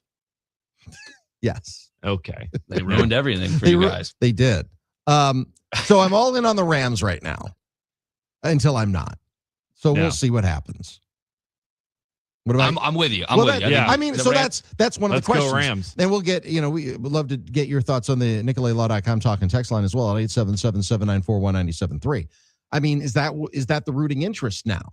Do you care about anything else? I mean, obviously, Nick, is that a TJ Watt jersey you got this on? One's Watt number today. 90. We got the Watt on there you today. go. Got the TJ Watt jersey on today. Repping Wisconsin. Of course. That's right. Pride of Pewaukee, part 2. Yeah. Sorry, Derek. Part 3, actually. Sorry, Derek. Yeah. No, Derek's like, come on. Come on. I made it into the league. Hey, so did Chris McIntosh. He was the original Pride of Pewaukee. Oh, yeah. Yeah. So he played for the Seahawks briefly. I'm trying to think of other players. Jack Golke. He had a hell of a run. I mean, he had a hell of a couple of days. Let's be honest. A hell of a run. He had one great game, and you know what? That was enough. I said this at the time, but I felt terrible for Jack Gelke because he peaked athletically. I mean, he's never going to be more famous. He's never going to have. Now, I hope when eventually, if he gets married and has kids, he'll have higher moments personally. But his basketball career peaked with one game, and then everything else because you knew it was just going to go crashing down after that, and it did. Well, that's okay. He had that moment, and good for him. Right. Well, I mean, just also had more of an athletic moment than any of us ever did. Yeah, Pride of Pewaukee, Chris McIntosh as well. Can't forget about him. I just said that. Yeah. Come on, Nick, pay attention.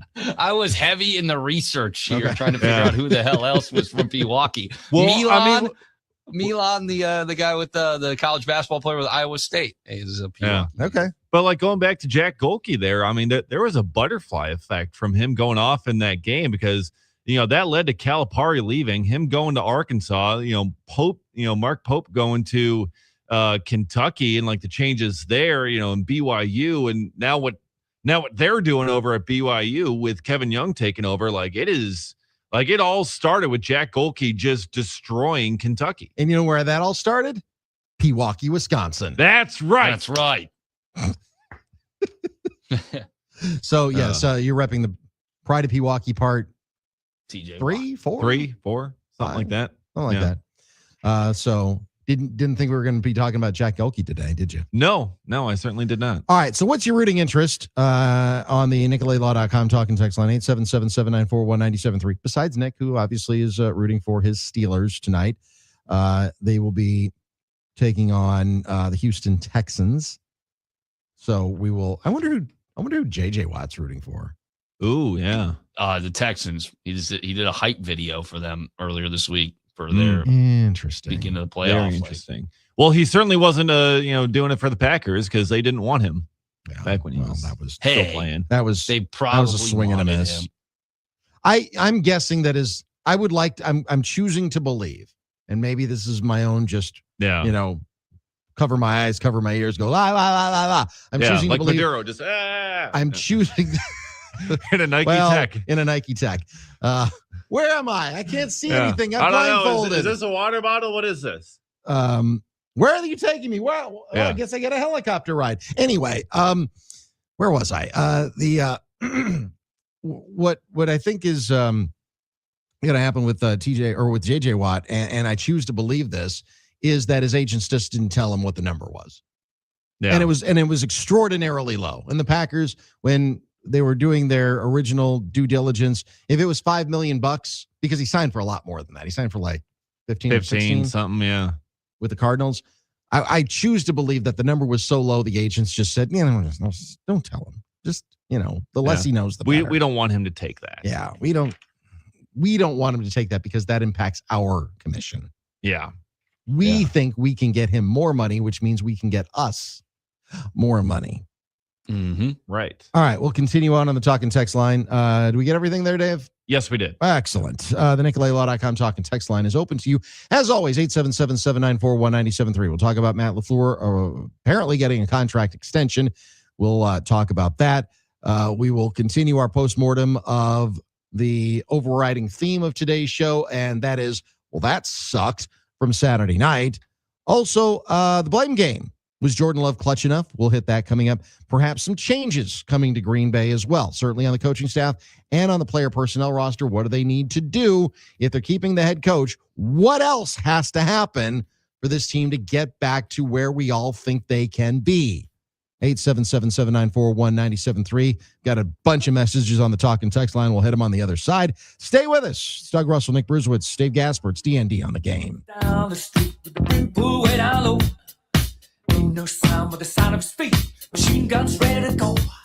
Are you ready? Hey, are you ready for this? Are you hanging on the edge of your seat? Green Bay loses a tough one to Chicago, and their season comes to an end. Second half, you just look back on it, and we just couldn't get anything going. Came out, a couple 3-and-outs to start, and it was really disappointing. I think after the first half we played, being able to drive the ball down and score, it seemed like every time. Just got to go back and look at it, but it's just lack of execution and finding ways to make plays that really just hurt us. Doug, Nick, and Dave are analyzing every angle of the playoff exit all day here on the game. Here are some of the comments from Packers quarterback Jordan Love after Saturday night's loss to the Bears in the wild card round. It's obviously still fresh, but trying to look forward, what does the offseason look like for you? What are maybe some of the biggest things that you want to accomplish in the offseason? Yeah, I'm not sure yet. It's too early. We'll see. Obviously, just, get back to work training, break down the film of tonight, of, the whole season as a whole, and I think it's every offseason is trying to see what we did well, see what we didn't do as well, and find ways to just keep getting better. But, yeah. What did you think of Matthew Goldenstein? I think he did some really good things. I think his touchdown catch was, one of the more impressive plays of the season. And so, I think he had a good night. He made plays when the ball came his way, and, that's all he can do. So we'll find ways to keep getting him going. Two more. Aaron used to say about NFC Championship games, we got to get one at home. 3 years in, you still haven't played a home playoff game as the starter. You guys have to be better during the regular season, so you're not in this number 7 seed, the one that road all the time mode. Yeah, I think if you go out and win the division, you won't, be in that situation. You'll have some home games. So, yeah, it's an area we got to improve on as well. We got to be better throughout the season. We got to find ways to win, the close games and just, not drop any games on the season. But it all comes down to beating everybody in the NFC North, Jordan, where do you need to be better next year? Yeah, I think there's a lot of areas. I think just being more consistent as a passer, keep understanding every situation I'm put in, and how to be the best, quarterback I can be for the team. But yeah, I think there's a lot of stuff I'll look at to keep improving on. But I think it always just comes down to being as consistent as possible. Thanks, Jordan. Thank you. iHeartRadio. Here are the top Elton John songs that you've thumbed up. Number 3. Tiny Dancer. Hold me closer, tiny dancer. Count the headlights on the highway. Lay me down in the sheets of linen. Number 2. Rocket Man. Papa, man, they think I am at home. Oh, no. I'm a rocket man, burning out the fuse out of every home. Number 1. Benny and the Jets. She's got electric boots, I'm more food. You know I'm better than a magazine. No, Benny and the Jets.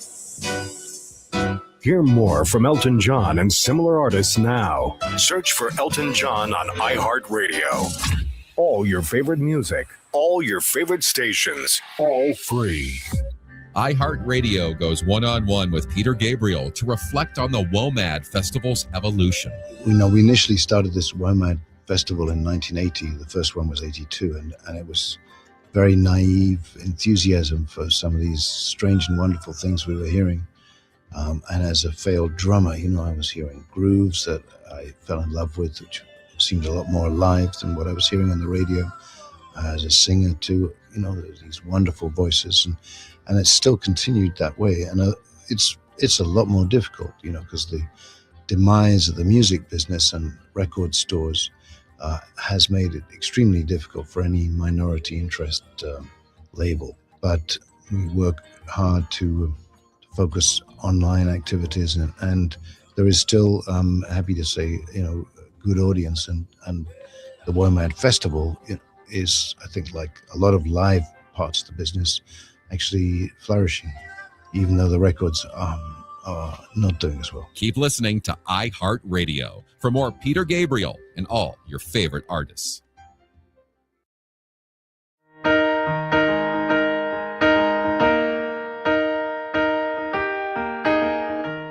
Where is the moment we need it the most?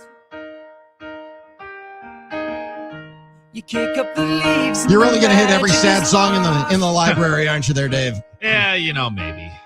If there was ever a day to do it. Yeah, it's the day, isn't it? Yeah. Because the Packers, well, they started out having a really good day. Yeah. And then it ended very, very badly. And then they had a bad day. Yep. They started out in the first half dominating. Their first drive, a 9-play, 85-yard drive, resulted in a touchdown. Second drive, 10 plays, 87 yards, resulted in a touchdown. Their third drive was a short one. They only needed 32 yards to score a touchdown. And then they had an opportunity to score back-to-back touchdowns, and that's when things started to go to hell. Missed field goal, granted, it was a long one, 54 yards by Brandon McManus.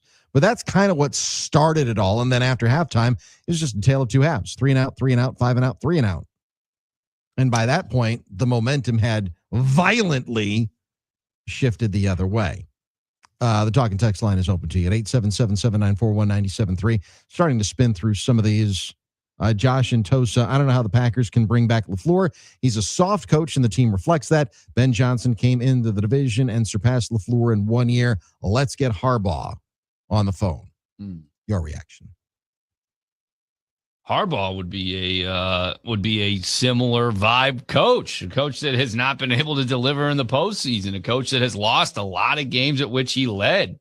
I think that the reason you keep a guy like Matt LaFleur is because he is truly responsible for the offensive side of the ball. Harbaugh would come in and have no control over the offensive plays and the defensive plays, and you put yourself in a position where if you hire the right offensive coordinator, he's gone. He gets hired to be a head coach elsewhere. That's the value in Matt LaFleur, and I think that's why you would vehemently decline ever giving up the play calling. So I think Harbaugh's a good coach, but I don't know how he's an upgrade. Play calling in the second half certainly didn't seem super ideal. But, yeah, Harbaugh made his, made his rounds, worked his way up as a special teams coordinator. And special teams, I believe, for the Ravens for the last, 18 years or so, I believe, are pretty good. So, maybe he can, you bring him in, maybe that'll help fix some of the special teams issues, certainly, that you've been having. Yeah, you're probably going to need to get yourself a different offensive coordinator, a play calling offensive coordinator, and kind of develop guys that way. But hey, maybe some sort of change in that direction is a good thing. Having something different, than the play calling head coaching and having it be on an offensive coordinator, a really good one if you can find one. And if you can have it that way, like having that be different isn't the worst thing in the world, because what they've been doing for these past several years under LaFleur has not gone particularly well. Let's see on the talk and text line. Let's see. This is Steve in the 608. Those stats about losing when up by 10 minutes with 5 minutes to go are insane. It's even more insane that Matt LaFleur will keep his job despite those startling statistics. Yeah. 3 times this year where they have lost up 10 with 5 minutes to go. And going back to 1970, from 70 to 2024, prior to that, just 1 loss, all those years combined. And you have 3 of them this year. Well, and you have to take it at its fact that it was just this year, right? I mean, it'd be one thing if it was, hey, last year in the playoffs, they did the same thing. 2 years ago or 3 years ago in the playoffs or a must-win game, they did the same thing. It is contagious to this year, the 2025 Green Bay Packers. And that's the hope. That's the belief, is that it was and is 2025 Green Bay Packers problems, and 2026 Packers are a different group with a different health status in a position to kind of get rid of those demons, exorcise them. And as I said in the first hour of the show, and I think it bears repeating, in my opinion, everybody can choose their own path, of course, but I would never fire a coach. I use the term coach killer. I would never kill a coach. Figurative line of speech, not literal, of course. Yeah. I would never kill a coach for 1 game. Everybody has a bad game. Sometimes the players don't execute and everything just goes poorly. If it's just 1 game, I'm like, it's disappointing. It sucks, but you get them next year. The Packers have had this year, as we were just talking about and have talked about, all of these late leads that they've just gacked up late and have lost games that were winnable. And even before Micah Parsons got injured or Tucker Kraft got injured or Devontae Wyatt got injured. And then it was whether it's against Cleveland, whether it's against Denver, whether it's against Chicago the first time, well, I guess the second time, or if it was what happened on Saturday night. That's one element of it. The other element of it is in big games outside of the Cowboys game 2 years ago, the Packers have curdled up and turtled up when it mattered in the postseason. They did it in 2020 against the Buccaneers. That was a winnable game. They did it in 2021 against the 49ers, an incredibly winnable game. Right. Those are the ones that you start to wonder, well, what exactly is happening in big games that this team doesn't rise to the occasion? And also the other thing is, I know coaches sometimes get fired after 1 year. I mean, you look at the Pete Carroll situation with the Las Vegas Raiders. I mean, I get it. It was probably a stretch to, try to bring in a 74-year-old coach to, lead a younger team in the first place. I thought that was an odd fit to begin with. So they fired him after 1 year. Okay, that happens. Gerard Mayo, as Mike Vrabel is showing, maybe Gerard Mayo wasn't the best, coach for the Patriots at the time. This is 7 years of this. And I know that Aaron Rodgers, through the first couple of years when they were going 13-3, and then, they won 13 games through, then they expanded the schedule, but 13 wins 3 years in a row. And Aaron Rodgers is getting them, deep into the playoffs and into the NFC Championship game. And then it just kind of falls apart. Then those are disappointing, but I mean, the sample size is there. The sample size is acceptable if you look at the whole situation and say, all right, regular season success is one thing, but in the postseason in these big games and you lost 5 games in a row, okay, maybe it's time to think about something else. Yeah, I think it certainly is time for that kind of change. And, it sounds like they're going to extend it, but at the very least, he has got to make some severe changes on his coaching staff. I think you got to get rid of Bisaccia. I think you got to make some changes on the offensive staff as well. That has to be like the bare minimum here, because we've seen it sometimes before, Doug, where coaches, where it's like, okay, we're not going to fire you, but you got to fire this guy. You got to get rid of him. You got to get rid of some of these guys on your staff if you're going to keep your job. And sometimes those coaches refuse. I mean, there's a report in Baltimore that John Harbaugh didn't want to get rid of Todd Monken as OC.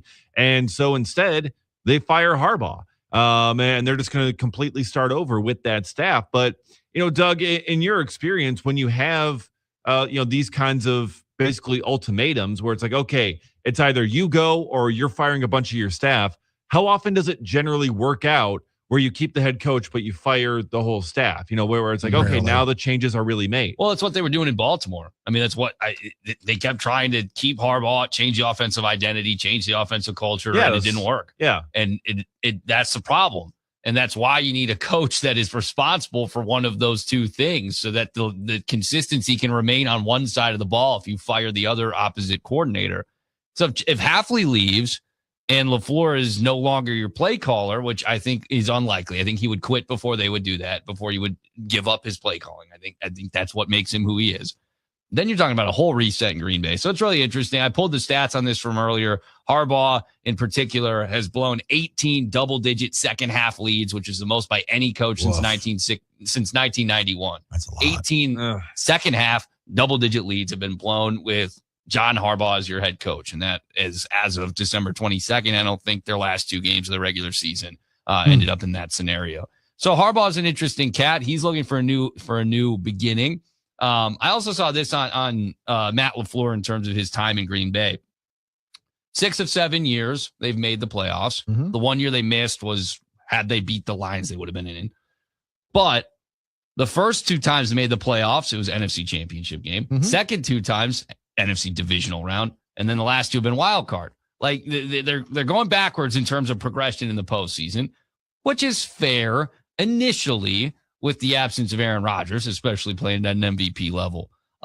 Sure. I also just fielded a call here, which is rare in Madison. Typically the calls go to Dave in Milwaukee. And Biff made mention of maybe he thinks the NFL is putting their hand on the scale in terms of the Packers and their opportunities, because he thinks it's better for the NFL to have a rejuvenated Chicago Bears team in terms of interest from the general audience. I've never leaned into, and I never will, the league is rigged, games are rigged perspective. But if we take it at face value, from a national interest perspective, not that the NFL had anything to do with it, I would wonder if more people preferred that the Bears had won that game this weekend. And it is an interesting one to have because we think the Packers are America's team at this point, that most of America could potentially be rooting against them in that spot. Yeah, with all due respect to Biff, honestly, thank you for the call. I couldn't disagree with that narrative more than I possibly could. The Packers are one of the very few, not only league-wide brands, but worldwide brands. And globally, I know a lot of celebrities are Bears fans. You know, Ashton Kutcher, I saw him being interviewed on the Rich Eisen show, for example, last year.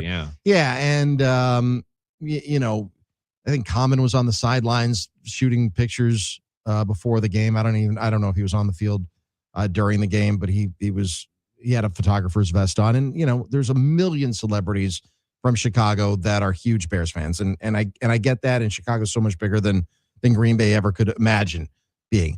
That having been said, I don't know that there is another team that has more fans not from Wisconsin than the Green Bay Packers. Justin Timberlake is a Packers fan. Dawson himself, James Vanderbeek, is a Packers fan. Lil Wayne is a Packers fan. Nelly Corda is a Packers fan. I mean, it's just one. You run into not from Wisconsin Packers fans everywhere you go, and worldwide, the Packers are one of the biggest NFL brands there are. So I dismiss that narrative. I think it's interesting. Right. I don't buy it. I'm not endorsing the perspective that there's some level of fix in, but I do think it is intriguing to consider if the Packers' consistent success has put them in a position where not equal to, but similar to the Chiefs. Or like, are the Packers a team that even if 40% of people are rooting for them, as 60% of people rooting against them because they want to see someone new? That's lends into my sports socialism conversation where people pick on me because I want to see different teams win. Right, but the Packers haven't won a Super Bowl in 15 years. Right, but they've been in the playoffs. The Bears have been terrible. Right, so it's easy to pin them against the Bears and find that one of them clearly is lesser, and that's been Chicago forever. So I think that the Packers have found creative ways to lose games, and I hope moving forward they find creative ways to win them. The Bears have played, and Caleb finished his season against Green Bay 2-1, having performed in only 1.5 of those games. First half in all three games. First half was awful. Yeah, the first half he was terrible. And the Bears have had so many come from behind wins this year. So, I mean, I hope that doesn't continue. Go Rams. We'll continue taking your calls on the talk and text line 877-794-1973. Keep them coming. We've got a lot of them. And, you know, we're just keeping asking the question. So what's your fandom from here on out? Did you, like me, peace out on sports after the loss on Saturday night? What's next for your sports fandom? Hey, the Bucks are still playing basketball. The Badgers had a huge win. Maybe you're a hockey fan. The Wisconsin men's and women's hockey teams, they're playing well. If you're in Milwaukee, maybe you head more down to the Admirals than you would have before. The Brewers. Hey, listen, spring training starts next month. There's a lot of things that, you know, tomorrow, the sun's going to come up tomorrow, one way or another, even though it won't on the Packers season. But it will renew again because season 105 is, as they say, right around the corner. We'll be here before you know it. But we're continuing on the talk and text line, continuing on here on D.N.D. Doug Russell, Nick Brusewitz, Dave Gasper. Stay with us on the Game Radio Network. Well, you need a blue sky holiday. The point is they laugh at what you say. Stay tuned. Yes. D.N.D. will be back in just a moment. A tough way for the season to end. My goodness. As the Packers fall to the Bears at Soldier Field. Well, obviously, this one is going to hurt for a really, really long time when you are in complete control of a football game and the script gets flipped in the second half. And it was a lot of self-inflicted things, and give credit to them. We knew they were a team that could come back and fight. I mean, they proved it all season long, and we had opportunities to kind of put them away, and we didn't get it done. We're picking up the pieces all day on the game. Here are some comments from Packers running back Josh Jacobs meeting with the media Saturday night after the Packers fell to the Bears in the wild card round of the playoffs. Josh, you're an emotional leader on this team. Just how are your emotions doing? And when you look around at the guys you care so much about, how tough is it to see their emotions flowing as they are? The thing that's the hardest for me is I know a lot of guys put everything into this, and I see the things that they do on a day-to-day basis to be able to even be in this position, to be able to become a better player or be a better player, or try to capitalize on this opportunity. So the emotions that they going through, I just feel for them, man. I mean, obviously I feel the same type of way right now. Feeling like I did all that I could. It's just one of them things, man. I haven't really processed it yet. It's still just kind of a daze. Cliff was telling us that it all hit him at once. We were just talking to him. Do you feel like it's kind of hitting you now, or you think? Well, I know I'm not gonna be able to sleep tonight, so I know most likely it's gonna hit me when I get in my bed, and I just sit there and start replaying everything. And I think the hardest day is gonna be tomorrow, seeing the guys and knowing that we're not, preparing for another week. So, yeah.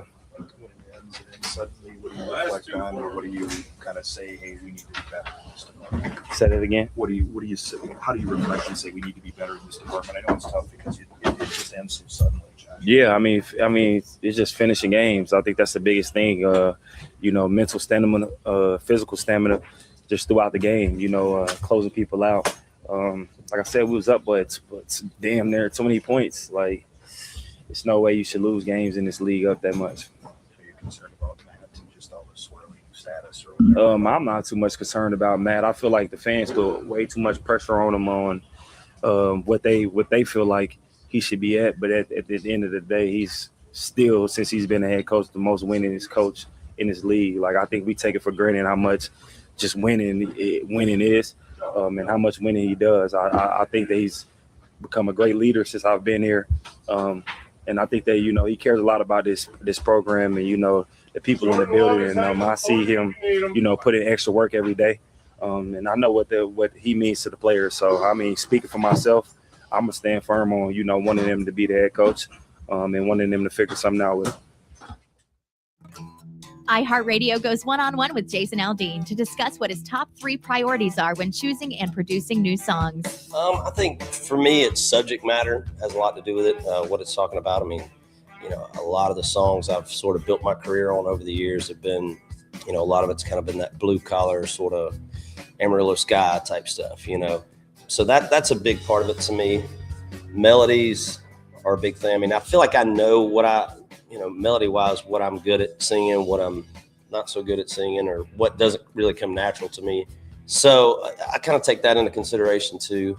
And then obviously lyrics. Lyrics are the thing that, really is going to sell the song. You can have a song that sounds great, the riffs are great, but the lyrics are horrible, and that's, no good. So really it's a combination of those 3 things. And, and that's the thing. You listen to hundreds of songs to find, 10 or 15 that all those things kind of match up, and it's, you put that one aside and then go look for another one, and then you end up with 10 or 15 that go on the record. But it's, that's why it's a long process, because they're hard to find, songs that just have all those qualities.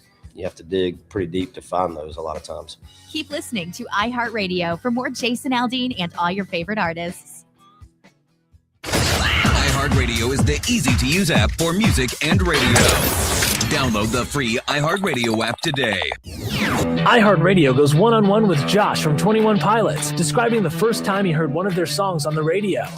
It was in my hometown, and I was driving around with my sister. We were at a stoplight, and the song came on, and I kind of thought it was a CD for a second. And my sister told me that it was actually on the radio, on our big radio station. And the light turned green, and I was kind of mesmerized for a second, just kind of taking in the moment. And then the light started turning yellow, and I'm like, oh, I should probably drive. People are honking and everything. Keep listening to iHeartRadio for more from your favorite artists.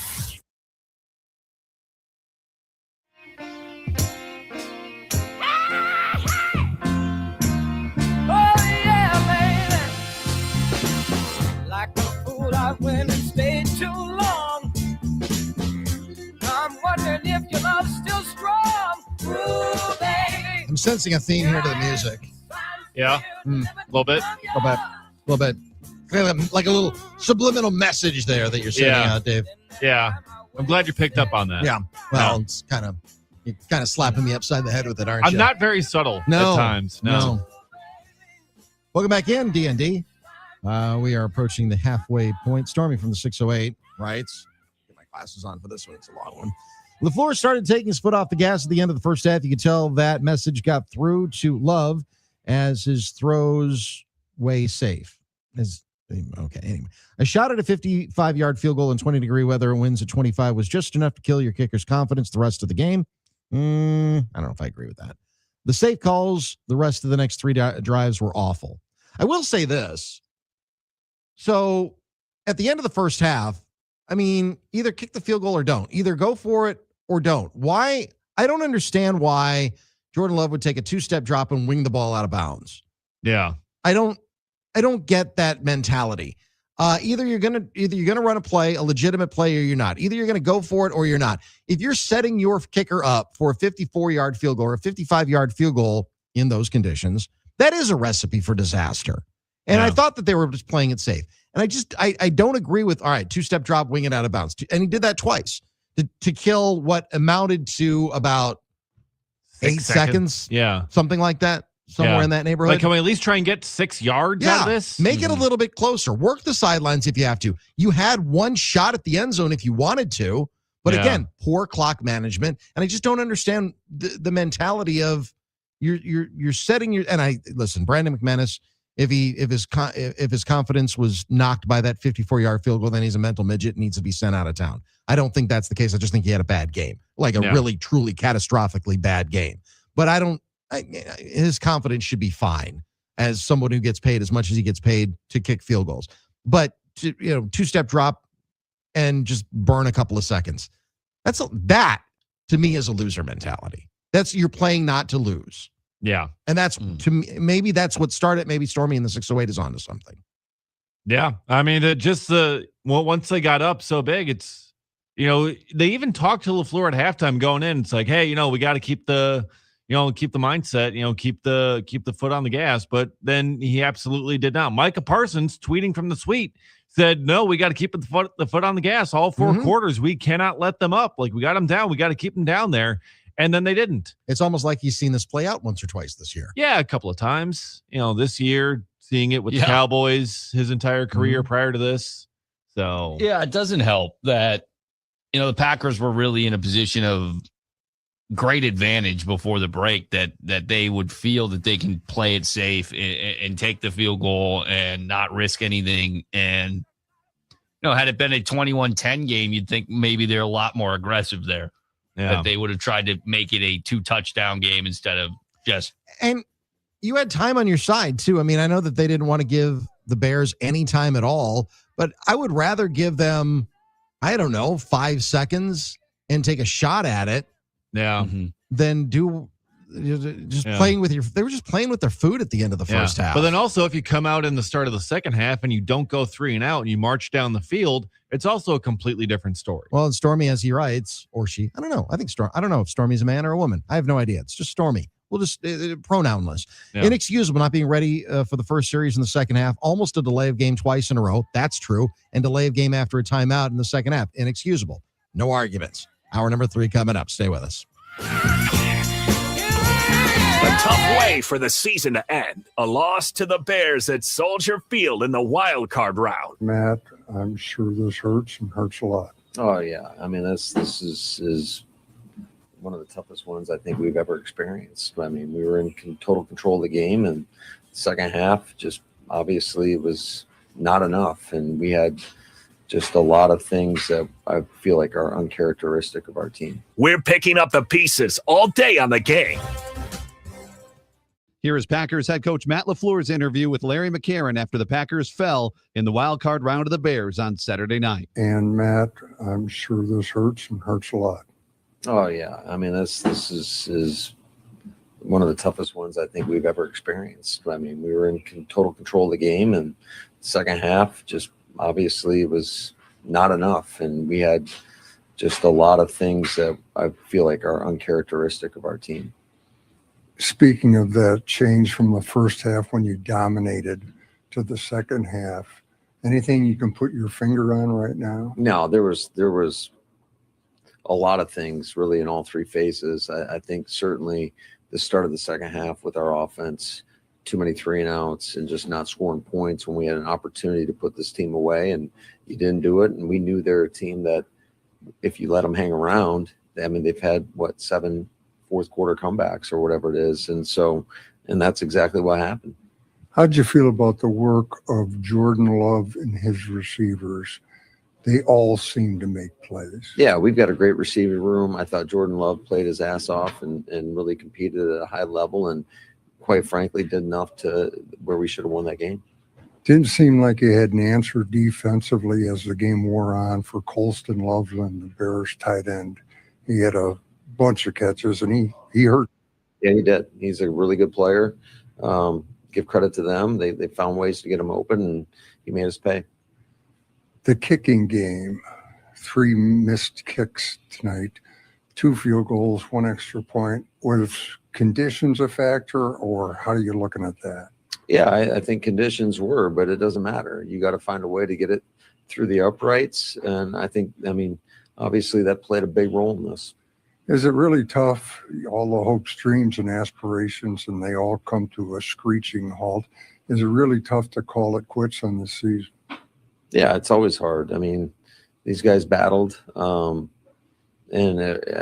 I hurt for them. I hurt for our fans, especially when you were in a position to win a football game, and we didn't get it done. Thank you, Matt. At a tough time, thank you. iHeartRadio. Here are the top Aretha Franklin songs that you've thumbed up.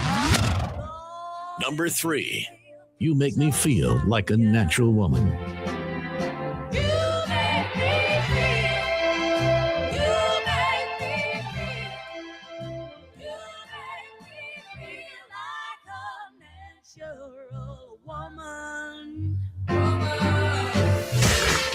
Number 2. Freeway of Love.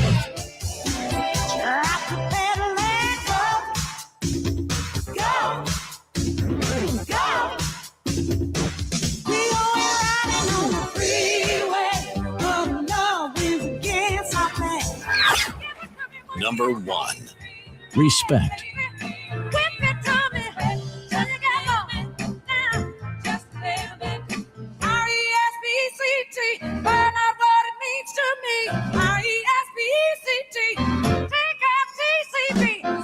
Hear more from Aretha Franklin and similar artists now. Search for Aretha Franklin on iHeartRadio. All your favorite music. All your favorite stations. All free. iHeartRadio. Here are the top Future songs that you thumbed up. Number 3, Wicked. Wiggy, wiggy, wiggy. Hold up, wiggy, wiggy, wiggy. Way over, way over, way over. Now she's going, know that going. I purchased Avian and now she lit, huh? Number 2, Commas. Let's go some commas. Let's go some commas, yeah. 100,000 to 100,000. 100,000 on 100,000. 200,000 for 100,000. $1 million have money shout. Let's go some commas. Let's go some commas, yeah. Number 1, Mask Off. Represent, gotta represent. Hey, chase a chick, never chase a no mask on, get mask on, mask on, get mask on. Hear more from Future and similar artists now. Search for Future on iHeartRadio. All your favorite music, all your favorite stations, all free. Your attention, please. We are the gang and the home of D.N.D. with Doug, Nick, and Dave. Weekdays from 10 to 2, live 24/7 on the iHeartRadio app. Watch the show on YouTube, Facebook, and X by searching 97.3 The Gang. He's very knowledgeable, very intelligent guy, very personable guy. Here's Dave Gasper. Well, it was a tough weekend across the state, but we did have a high point. The Wisconsin Badgers get the 91-88 win over the Michigan Wolverines, number 2 ranked team in the country. And a big part of that was Alexis Biliauskas. Boyd against Burnett. High screen, Biliauskas. Boyd will use it. Drops it back to Alexis for three. Good again. Alexis Biliauskas with 3 triples. 46-42 Wisconsin. Minute 40 gone by second half. Biliauskas ended up with 4 straight triples to start the second half as Wisconsin's momentum just completely took over there. Biliauskas ended up with 17 points, a career high. Massive game for him. Yeah, massive game for him, massive game for the team. Biliauskas is just also fun to say. Oh, yes. So we appreciate that. Fun to hear when he was Matt says it on the broadcast. Yeah. It's a quite the name for sure. I mean, probably need a nickname for him moving forward. No, you don't. Oh, Biliauskas is perfect. Yeah. AB, I think they're calling him. Biliauskas. By the time you're done saying it, they're already on the other end and they've already scored. And then Michigan adds a layup and back. He made 4 straight threes to open the second half. They were leaving him open. This was an opportunity that the Badgers were hoping to exploit, and they were able to do so. Did. 5 threes on the day, and a freshman doing that. I know he has overseas professional experience, but onions for that guy. Onions for sure. Yep. And big celebration for the Badgers as they get that win there. They doused the water and Gatorade on Greg Gard as he got back into the locker room. Not quite the same in the Packers locker room after their loss in the wild card. Chicago coming back obviously in the second half. Javon Bullard, did the Bears do anything special? No disrespect to them, but it ain't they did. It's us. It's us. We got to finish. You know, we whooping their ass the whole game. Like, that's us. We got to finish. They ain't do special. We got to finish. We ain't finished last time. We ain't finished this time. So that's some we got to work on within us. It ain't nothing new. Chicago ain't do special. You know, they ran what they did. They did what they did. They made plays. Okay, cool. But a lot of the stuff is on us, and we got to fix that shit. Well, that was put it quite frankly. Well, I mean, he's not wrong from this standpoint. I mean, you give the Bears credit. They took advantage. The Packers, that was an absolute collapse. I don't know how else you can look at it. The Bears won the game. Nobody's questioning that. Are the Bears that special? I don't know. They've had some special comebacks this year. Yeah. It looks like Caleb Williams has that clutch gene, and oftentimes that is what spells success versus failure. And the Packers this year did not have anywhere close to the clutch gene that the Bears had all year long. And if that's Ben Johnson, okay. If that's Caleb Williams being unlocked by Ben Johnson, okay. If it's just dumb luck that the Bears, kind of turned around what had been a bugaboo for them into a positive this year, okay. All I know is that right now I'm all in on the Rams. And,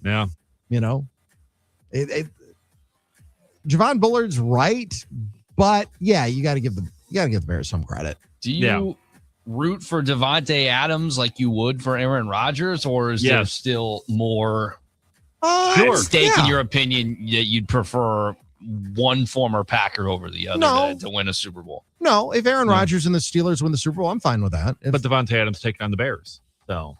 Yeah, I'm all in on Davante Adams. Let's go. Yeah, this week I'm all in on Davante Adams. Now, 3 tutties this week. Come on now. At this point, listen, my rooting interest is completely out, except for the Bears. I need them out. Yeah. After that happens, I don't care what happens, but I think it'd be a great storyline if Aaron Rodgers were to get to another Super Bowl, and I think it'd be even more fun if it was against Davante Adams. So yeah, I mean, I can root for the Steelers the rest of the way. I have no problem with that. I have no real rooting interest either way. I wasn't challenging you on if you would root for the Steelers. Essentially, I was asking if you feel the same level of interest in Davante Adams as you would Aaron Rodgers. No, probably more with Aaron just because he was here longer, I guess. But I like Davante. Davante and I had a fine, at arm's length, of course. But and of course, he's facing the Bears. So I want him to have all the success in the world this week. I was never over at Davante's house, taking part of his Taco Bell that was in his living room or anything like that. But he had that in Green Bay. He and I always had a fine relationship. I thought that was in Vegas. That's cool. And Davante's a good dude. I think that's pretty unanimous across the league. I haven't found anyone to think that he isn't. A great teammate, a good valuable player on the team. I don't know if he's ever ruffled too many feathers. No, not really. Generally pretty straightforward. Yeah, and Aaron, to reporters in full transparency, Aaron Rodgers was a pain in the ass most of the time, but he's a great player. Didn't Devontae win like the good guy award or whatever it is that couple times, the Packers have? Yeah, for availability there. So Good dude. Yeah, absolutely. And his Rams held off the Panthers this week in the NFL playoffs. Bills held off Jacksonville. Patriots took care of the Chargers. 49ers took down the Eagles. So Philly is done after winning the Super Bowl last year. And some local news crew in Philadelphia interviewed this young Eagles fan by the name of Sam. And he is, let's just say he was a little upset with his Christmas gift. Yes.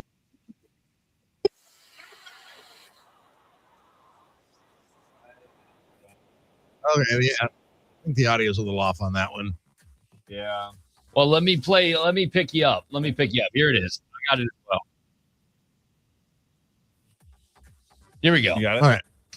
Yes, this was a huge letdown. This was my Christmas present, and I got a loss. Oh, no. You probably would have rather had Cole, huh? Yeah, probably. I'm feeling two of two things. A, I want A.J. Brown packing his bags, and I want him somewhere else that is not here.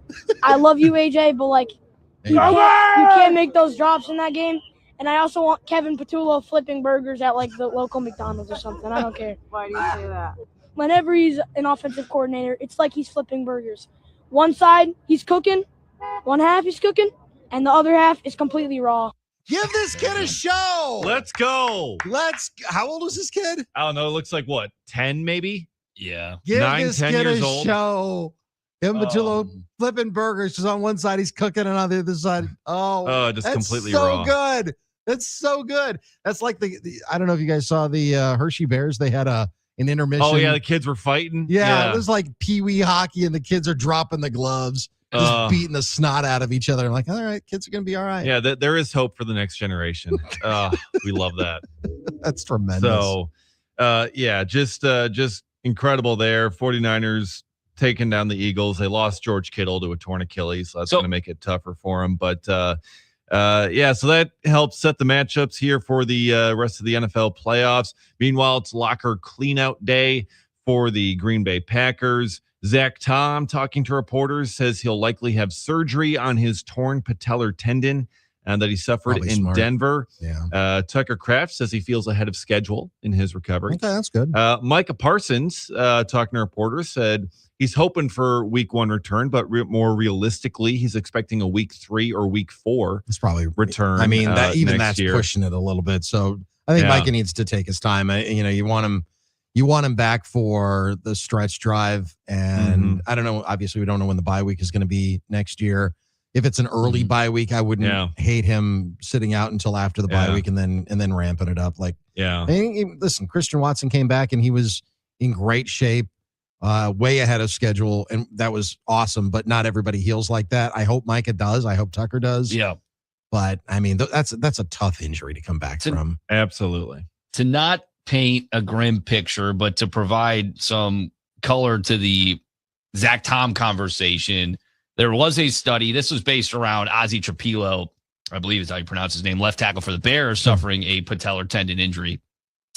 Per USA Today, that cited a study from the Orthopedic Journal of Sports Medicine, an analysis of patellar tendon tears in the NFL of players between 2009 and 2023 painted a grim picture. The overall re-tear for patellar tendons was 55%.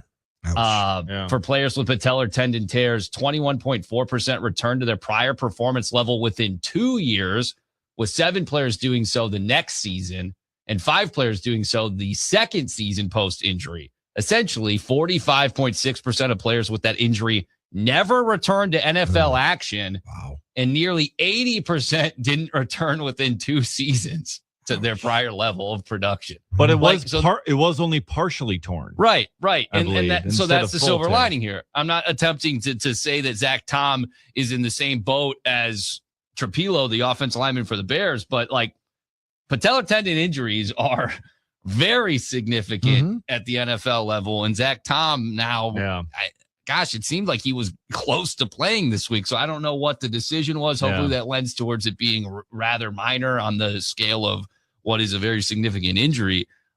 But the data suggests Zach Tom might be in trouble for next season for sure. Yeah, it's like shoulder or rotator cuff injuries for pitchers in baseball. Like, you get it in there, that's very tough to end up coming back from. Like labrum tears, rotator cuff. That's really the tough stuff. Not even elbows anymore. But also, Mike Parsons says on Jeff Hafley that he ain't going nowhere. So Micah Parsons thinks Jeff Hafley is going to stay. Hafley has interview requests with 5 of the 8 head coach openings in the NFL so far. My prediction on Hafley is he's going to end up in Miami. That's my guess. With John Eric Sullivan. Exactly. Yeah. Exactly. That could and be. so and there is some speculation reporting that, Miami was committed to maintain Mike McDaniel, but when they found their general manager candidate that they were most interested in wanting to hire, John Eric Sullivan, that things changed because he probably said, hey, I'm not going to take this job unless I can hire my own head coach. And I have a guy. Hey, maybe that guy is Jeff Hafley's soul. It kind of reminds me of Liam Cohen last year on the flip side, where he's like, hey, I'm interested, but not if Trent Baalke's the GM. And then he's like, all right, fine, I'm walking away. I'm heading back to Tampa Bay. They're like, no, wait. We'll fire Trent Baalke. Trent Baalke, get out of here. You're fired. Okay, I guess I'll come back and take the job now. Then they hired that like baby-faced dude that's like 31, but looks like he's like 18. I can't quite remember. I think you're confusing that with Draft Day, the movie where they got the kid GM in Jacksonville. Not quite, but Jags GM he does look very young. Oh yeah, absolutely. But his name's James Gladstone. Yeah, and honestly, he looks like he's certainly like Dave's age, and I guess Dave is 30, and this guy is 35. So roughly 30, Dave. Roughly 29. 30. Roughly 30. Yeah. I mean? But also, this guy doesn't look like can grow facial hair, so probably can't, Dave, and you sure can. Look at that thing. Not all of us can. Okay. Yeah, that is right. But still, good. Like Doug, you at least like look like you can have a beard if you wanted one. Really? No, I can't. Really? No. I mean, okay, no. It's okay. No, it's all right. I mean, Mr. Clean doesn't have a beard. The longest I've gotten, is about 2 weeks, and then it gets too itchy. And I'm like, it's got to go. But it also, when it gets to be a couple of weeks, I've reached the age where it comes in kind of salt and peppery, and nice, mostly salt, right? Less pepper as the years go on. So I don't know. It's just looks like you got like pencil smudges on your face. Is that what you're saying? I have never. Let's see. When I was in high school, I had a full, huge, just massive head of hair with a just wonderfully flowing mullet, and it was glorious and spectacular in every single way. And then I turned 20. Oh. So I for what it's worth, I have never grown hair well, and that's fine. That's fine. Not everyone can. Not everyone wants it. But I also don't. I also will never have a hairy back that I ever have to wax or anything like that. So that is good. That is. Some people are afflicted with that. Some people can't help that. Yeah, that is. That has never been my issue. No. Yeah. Tough break there for sure. I did want to make mention of this too. Like I'm going to skip it now because we played the Philly kid in this update. I'm not going to include it in Bruiser's Bites later. I just wanted to ask you guys' opinion on who's in a worse position moving forward, the Packers or the Eagles. And it's easy to say, well, the Eagles got a Super Bowl, so who cares? But like in reality, they have a very talented roster, and they might be rudderless at head coach, offensive coordinator, and maybe even quarterback moving forward. So catch me up on the whole Nick Sirianni thing, because again, they won a Super Bowl a year ago. You're not gonna flush your head coach after winning a Super Bowl. I think that the recipe is that first and foremost, Jalen Hurts in particular, he has not had the same offensive coordinator in consecutive years since he was in high school. Yeah, I get that. Right? So they're constant revolving door at offensive coordinator, and they go as that coordinator on that side of the ball goes. The head coach really has no impact. In the years at which they've had successful, good offensive coordinator play callers, they've been good. In the years that they don't, they're this dysfunctional mess where they are ugly the entire season. A.J. Brown and the coaches are fighting. It happens all the time. Players are infighting. But because they're winning, like they did last year, you kind of brush it under the rug and you say, whatever, they won the Super Bowl. Well, now it rears its ugly head again. They don't have an offensive coordinator again. Nick Sirianni doesn't necessarily command the level of respect you'd anticipate in a locker room as a head coach. And there's always constant turmoil. And I think that there is some level to at what point is the winning not enough to maintain your current status quo? It's a hard argument to make that they would fire Sirianni as it stands now. But I don't think you have a lot of confidence in him moving forward. As I said, kind of rudderless. Like, do you know what you have at head coach? Do you know what you have at quarterback? Because Jalen Hurts just finished the year 4 straight games, less than 200 passing yards. Yesterday, he had less completions on passes 15 yards or more than Jawan Jennings did, who is a wide receiver. And he had 0 completions of 15 yards or more down the field, Jalen Hurts. And then additionally, you clearly don't have an offensive coordinator in Philly.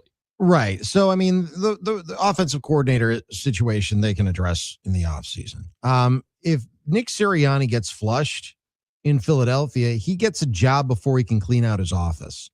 I don't think so. And I guess that's just a difference of opinion. I don't know what he has proven on his own. Ring.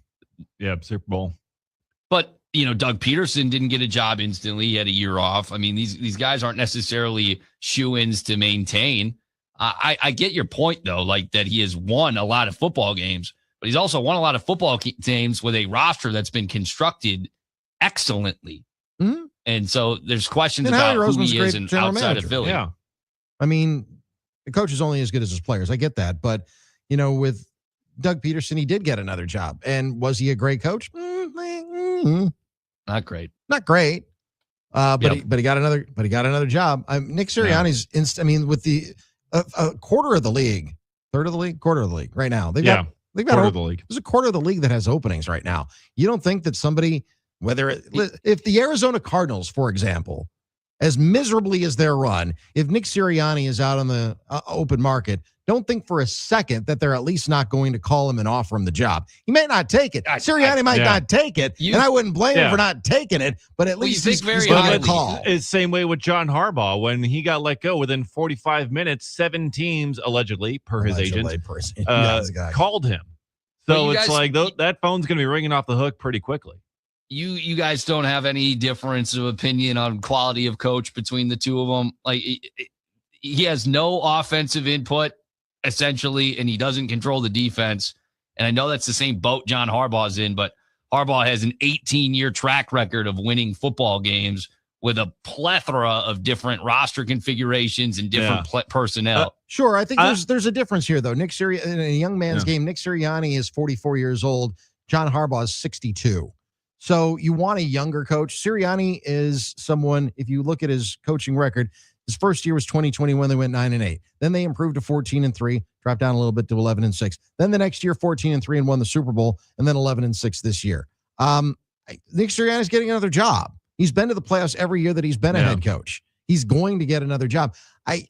If you're Philadelphia, Philadelphia had another head coach before Sirianni and before Doug Peterson that also was never an offensive or defensive coordinator, guy by the name of Andy Reid. Still coaching right now in Kansas City, famously. He's the all-time winningest coach for 2 franchises and is one of the best coaches in NFL history. Was never. I know he's been calling the plays, though. Yeah, I get that. I know that he's been calling the plays, but he was never a coordinator. And it's not necessarily like me weighing in on Nick Sirianni, who he is as a coach, but simply with the pelt that he has on the wall, with what he has had for success in Philadelphia. I think he's going to get another job fairly quickly. Well, yeah, and this is probably all a moot point. I mean, he will keep his job this year, and we'll see what next year looks like. But I think you have questions, at least. You don't have a firm opinion on what he is as a head coach that you would think you'd have having won a Super Bowl. Like, is it fair to say that there are more doubts than you would ever anticipate for a coach that just won a Super Bowl last year? I would say yes. And then you look at your quarterback and you don't know exactly who he is anymore. He was once a great running quarterback. Now it's just a tush push or nothing. And his arm talent clearly doesn't hold up. And you'll be on another offensive coordinator next year. And Doug Peterson got thumped 4 years after winning the Super Bowl and after a 4-11-1 season. So, I mean. But I absolutely would agree wholeheartedly that essentially 1 year removed from a Super Bowl is too soon to fire a coach that you feel like you have some level of success with outside of the Super Bowl run. Like Tom Coughlin. He had the Super Bowl runs with the Giants, but outside of that, they were not a particularly effective team. And even in the years at which they won the Super Bowl, I don't think that they were ever considered going into the postseason, hey, this is the best team in football. They just had 2 magical runs. But Doug Peterson, 4 years. And with John Harbaugh, it was 13 years. Like there's some level of, hey, I know you won a Super Bowl, but you're not the right guy for this job. Long story short, my question was, who do you think's in a better position moving forward, Packers or Eagles? And I would argue that I think the Packers know who their quarterback is and have a more well-established identity on the offensive side of the ball, whether that's Matt LaFleur calling the plays or moving forward, somebody else. I would argue the Packers are in a better spot moving forward. But there's certainly a debate. One team won a Super Bowl last year, and the other team hasn't won a playoff game now in 2 seasons. If you're asking me who I would rather be moving forward right now, the Philadelphia Eagles or the Green Bay Packers, honestly, it's Philadelphia because they've got the most recent success there. I mean, I think that's significant. And yes, I would, who's the better quarterback, Jordan Love or Jalen Hurts? I mean, moving forward, it may be Love, but Jalen Hurts also, we talk about pelts on the wall all the time when it comes to either coaches or quarterbacks. And he's got that. He's done the things that Jordan Love hasn't done yet. I just think there are so many questions about who is Saquon Barkley now at this point in his career. That's another one. That's a good question. How do you maintain A.J. Brown? Is he going to be a part of your team moving forward? It's a $20 million cap hit. The kid told us. You trade him. It's a $20 million cap hit for next season if you trade him. If you cut him, it's $100 million moving forward. Like, you are in a no-win area with him, and you have an offensive line that includes a lot of guys that are kind of going backwards. Lane Johnson's really old. Sure. You're in a position right now where you have to become a defensive team in Philly, and if they're ready for that, I'm not so sure. Yeah, well, that's why they got the exciting whites in the defensive secondary. And I've always said one of them's not good, though. Blankenship's not that good of a player. If you're the Philadelphia Eagles, I mean, if you're going to have some suck on the back end, that's okay because trophies are forever. Banners are forever. Rings are forever.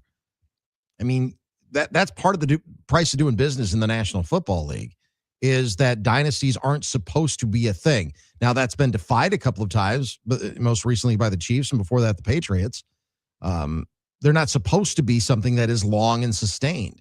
That was the design of Pete Rozelle when he introduced parity into the league, when he introduced revenue sharing into the league, when he carved up the television contracts the way that he carved up the television contracts. Smart football decisions still have to be made. But, I mean, if you're a Philadelphia Eagles fan, I know you want to win every year. I get that. That's just fandom. And Philadelphia fans are notoriously fickle, if you will. Notoriously, we've got to win every year. If you're a Philadelphia Eagles fan, I've got to think you should be pretty satisfied.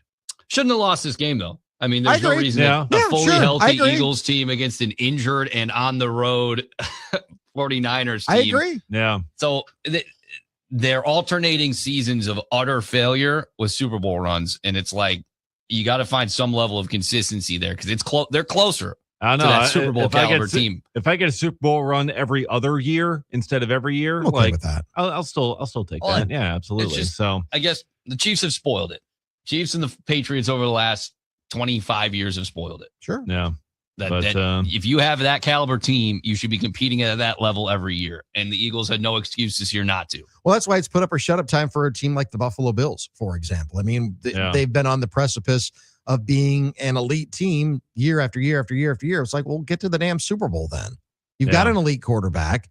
You've got, and no Lamar to go through, no Mahomes to go through this year. Like, if there was ever a year, you'd think this would be the year. So in the AFC. Yeah. It is honestly put up or shut up time for that team specifically. But but at some point you still had to slay the dragon. That is Patrick Mahomes. You still had to slay, if you're the for example, the Colts for so many, during that era between the Patriots and Colts and Brady versus Manning at some point, and he eventually did, you have to break through and you have to slay that dragon. I mean, that's just part of being, if you're going to be thought of as an elite legend of National Football League history, you've got to do that. And right now that's on Josh Allen and the Buffalo Bills. Soon that's going to be on Jordan Love and the Green Bay Packers. Yeah, it certainly is going to be coming up on that. A couple other final notes here that I had for the update. Trinidad Chambliss, the quarterback for Ole Miss, was denied a 6th year of eligibility by the NCAA. Good. He says he'll fight it in court. Why? Go to the league. Yeah. It's time to go to the league. Trinidad Chambliss is going to be, I think he's going to be a fine NFL quarterback. Go to the league. Yeah, you just had your best year as a college football player. But everybody with your name is going to be in those circles. Just go to the league. With that NIL money, everybody's trying to stay in college football as long as possible. But take the lesson from Nazir Forkurine. Don't bother trying to fight it in court, because you're just going to end up sitting and waiting, and most likely just going to be held out, not allowed to play. Then you're going to be a year removed from actually playing. Your draft stock is going to tank. Like, just go. Just go to the NFL now. You'll be drafted at some point. You'll go somewhere and you'll be able to make something. Like, just go. In his rookie contract, he's not going to be making as much as he would with NIL if he comes back after this season. That's what he's thinking about. That's what his agents are thinking about. And it's short-sighted thinking. Go to the league. That's one of the reasons that it's one of the reasons that college football and college athletics right now is horrifically broken. It's sixth year of it. Get out. You get 4. You get 4 and you go. Yeah. So, I mean, Quinn Ewers was another one. He's like, I could have had another year of eligibility. Like, a lot of people were wanting me to transfer, but I said, you know what? No, I'm just going to go to the league. Just go to the league. And he was a 7th round pick, and he got a chance to start late in the season. Sink or swim, baby. I mean, that again, you can't be in college football forever. Nope. Sorry, you get. I'll give you when I'm in charge of the NCAA, you get 1 redshirt year. Yeah, you use it whenever you want. You get 1 redshirt year. And that's it. You can use it for an injury if you like, but if you're injured, too bad, so sad. It's time to go to the league. And if you can't make it, it's time for the next guy to come in. Sorry. That's it. I thought about it. It's like, do I give, as I become the college football czar, do I give everybody a 6th year if there's an injury? No. You get 1 redshirt year, and you can use it however and whenever you want. That's it. But you got to go to the league. Yep. Completely agree. So we'll see what ends up happening with him. Also in Major League Baseball, during the Packers-Bears game on Saturday, the Cubs signed Alex Bregman to a 5-year, $175 million contract. And it was right around that time that the game started turning for the Bears. So I don't know if that had anything to do with the momentum, because Jeff Passan at the time was like, hey, maybe Alex Bregman can score a red zone touchdown. Obviously sliding the Bears, but then the Bears obviously scored several touchdowns. So maybe that was the thing that flipped it for Chicago. A lot of deferred money, which is cool. Yeah. Cubs kind of playing in those big market team waters, which they should more often. Good player, makes the infield interesting for the Cubs. But obviously, I mean, I'm happy about it. I think the Cubs are, I mean, as I should be. And if the Brewers sign him, people will be ecstatic. But we'll see. We'll see. A lot of people are already overreacting. We'll let the teams play the game when the season begins in a couple months here, and then go from there. But a step in the right direction. But it did definitely turn the tide in the Bears game. They were directly correlated. Yeah. So it's messed up. Yeah, you're just loving it over there. Yeah. It's just the karma. I didn't want the Bears to win. Karma's a bitch, man. Yeah, that's true. But so they end up getting that signing. And how will the Brewers respond? Probably by trading Freddie Peralta. But you know, they got to do what they got to do. You know. Yeah. I don't think they got to do that. Yeah, I wouldn't say got to do that. Yeah, I mean, that's they got to do what they got to do. They don't have to trade Freddie Peralta, because you're not. I mean, listen. Yeah. Again, I feel like said something like we said last week. If you're the Brewers, there's no reason to trade Freddie Peralta unless you're out of it. And right now, at 0-0, they're not out of it. They won 97 games last year. Are you trying to be a contender, or are you not? Yeah. And, Ken Rosenthal over the weekend put out there, what the Brewers are looking for in a Peralta trade, and said, they will ideally want the return to include a young Major League ready replacement, which is exactly what I said last week before Rosenthal put it out. And then he's listing the teams. Who's in the best position to land him? Dodgers. The New York Mets actually were his listed. And that's exactly who I said was going to be one of the teams with the best position. Do you want Kenny's number? I'll just give it to you if you want to start feeding him info. Yeah, maybe it might just have to, but so still a bunch of teams with interest that could entice the Brewers. Also listed the Red Sox, Braves, Yankees, and Dodgers. So we'll see what ends up happening on that front. But Brewers are looking for young Major League ready replacement for Freddie in the rotation if they're going to trade him. Yeah. Mm-hmm. Yeah. I that's so dubious. It's raising the red flag before you need to raise the red flag. It's raising the red flag before you're even in danger. Yeah. Red flag or the white flag? White flag, good call. Yeah. Yeah, good call. You're raising the white flag. Listen, I don't think they're going to be 10 games under 500 when July 31st rolls around. But if you are, then you trade them. Yeah. But I don't think they're going to be. They have every intention to compete, and they have the roster to compete. So, and like the Cubs, like, okay, yeah, they get Bregman, but they're still losing Kyle Tucker. So, how much Not are they? I just can't. Yeah, we'll see. Yeah, it seems like a foregone conclusion that Kyle Tucker is gone. So, like, are they getting better, or are they just getting closer to replacing what they are losing? I don't know. We shall see. All right. All right. That cover it? Yep, that All covers right, it. good stuff. We'll hit the talk and text line coming up on the other side. We got a number of questions as we dissect the debacle of Saturday night, the Saturday night massacre in Chicago, if you will. Let's see. Who you rooting for from here on out? What's next for you in your sports fandom? Bucks, Badgers basketball with a big win on Saturday. Brewers start spring training, hopefully with Freddie Peralta in a little over a month. Bucks are still playing basketball. Not great basketball, but basketball nevertheless.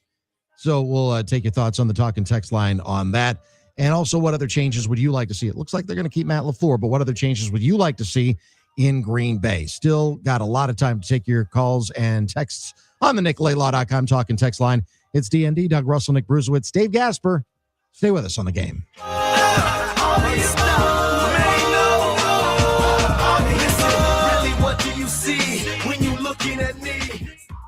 Want to watch D.N.D? They're live on YouTube, Facebook, and X right now. There you go. There we go. Just search 97.3 The Game. A tough way for the season to end. We just threw gasoline on the fire. The Packers fall to the Bears in the wild card round. Where do we go from here? Stay with us as we react to the defeat all day on The Game. Here are some of the comments from Packers quarterback Jordan Love after Saturday night's loss to the Bears in the wild card round. Yeah, I mean, second half, you just look back on it, and we just couldn't get anything going. Came out, a couple 3-and-outs to start, and it was really disappointing.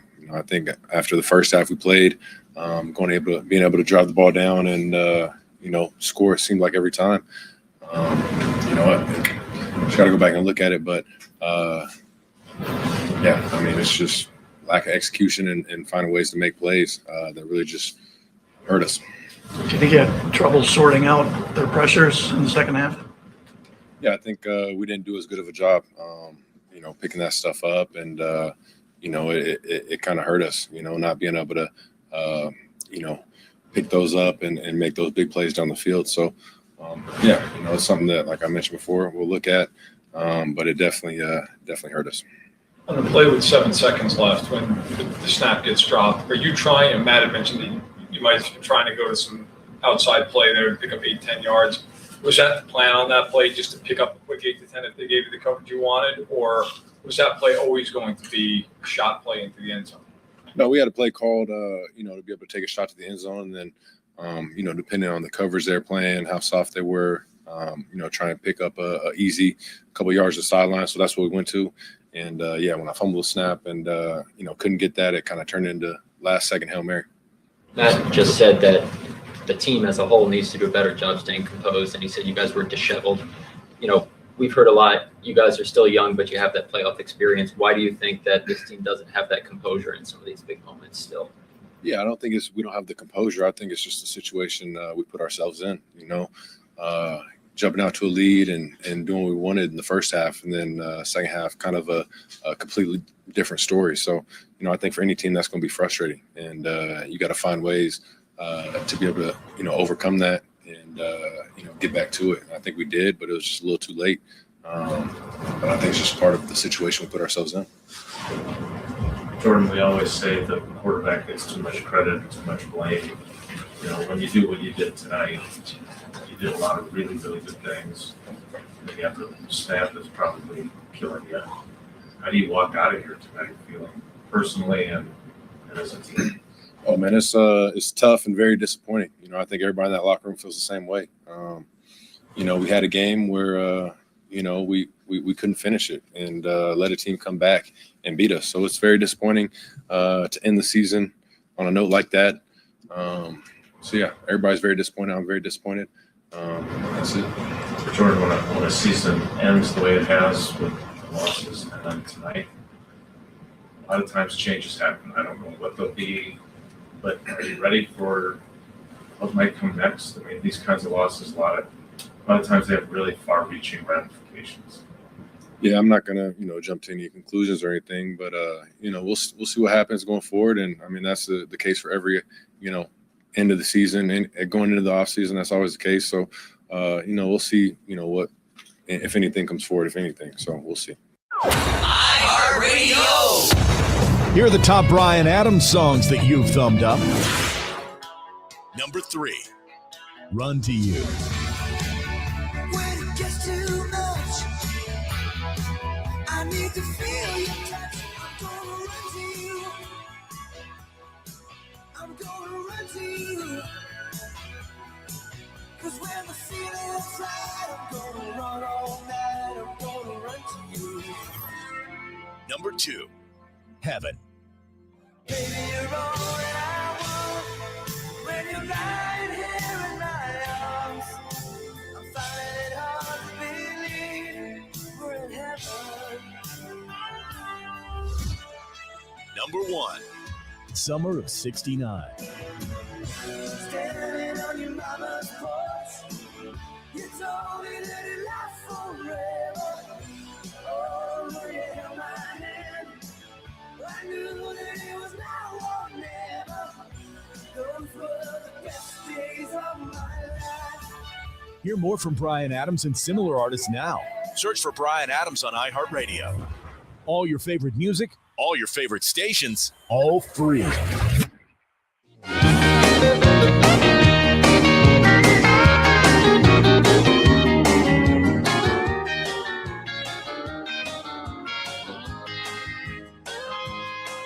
You've got a thing or two to learn about me, baby. 'Cause I ain't taking it no more, and I don't I'm mean waiting for maybe. I'm waiting for the hook to kick in. Waiting for the hook? Yeah. I'm sure there's something here. Yeah. Who is this? This is Patty Lovis. Oh. Yeah, Blame It on Your Heart. We got on here, the blame game. Oh, yeah. Yeah. Okay. Blame It on Your Heart. A little bit of a stretch, but okay. I see Yeah, what you're well, doing. heart, love, No, I'm critiquing all the bumper music and the themes that you weave in. Right. Yeah. Try. But We are playing the blame game. Gotta love Patty Loveless. Oh, yeah, sure. I mean, I know you're a huge country music fan. Is she in the rotation? I mean, not regularly. She's a little bit before my era generally, but she's got some ones that you still kind of know. But you're a huge Shania Twain fan. I know that. Oh yeah, absolutely. But they're kind of in the same genre, Yeah. same genre. I think Patty Loveless started a little bit before Shania, but okay. Yeah. All right. Love Shania. Oh, I'm aware. I Yeah. know. Listen, I mean, that's understood. We recognize that. we get that.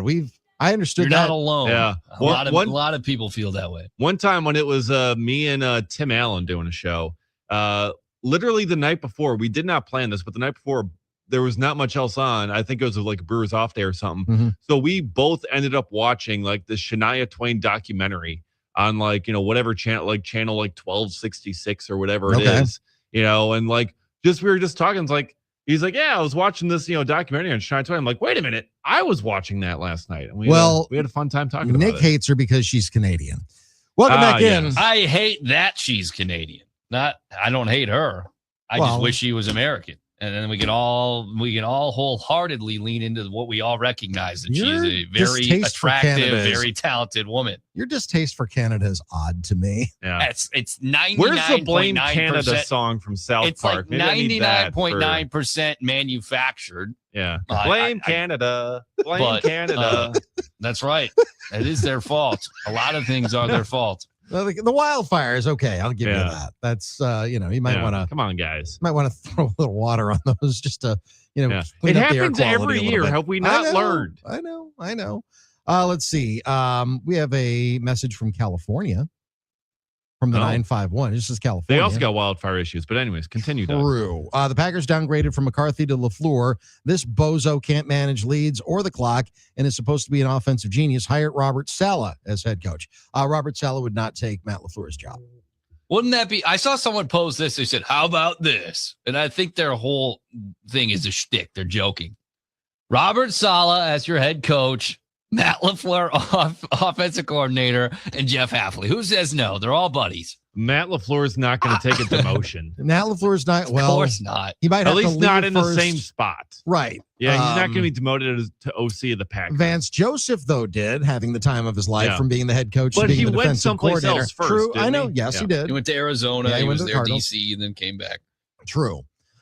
So I've seen now but the thing about Robert Saleh is he wasn't a great head coach. I know they're talking about him being the DC. It was LaFleur's the Jets, though, so who really can be good there? That's true. Got a great amount of curve. Anything you do in New York. Yeah, you're not wrong. But LaFleur's not At the taking an Meadowlands. immediate demotion. I think I said this on Twitter the other day. I think that Matt LaFleur might be a brilliant offensive coordinator, but he doesn't use timeouts well, and that's on the head coach. He doesn't use his clock management skills have come under scrutiny for a reason. Yeah, clock management is what got Nathaniel Hackett fired in his first year as head coach in Denver. One of many. I was going to say a lot of things got Nathaniel One of many Hackett things, fired. but yeah, He's the back with clock the management Packers, was really bad. Yeah, but he's in a position where he can't hurt anybody. He's hurting us. He's hurting the Packers somehow. I don't know. The offense was rolling fine with him back when he was OC. Of course, that was a lot of Rodgers. Well, I still, mean, but- just Aaron. and I do think that they do need to make some changes on the offensive staff. Honestly, I mean, I'm not sold on Adam Stenavich as the offensive coordinator when he's standing up at the podium saying that Matthew Golden isn't going to have a prominent place in the offensive lineup. Well, why? I don't get that.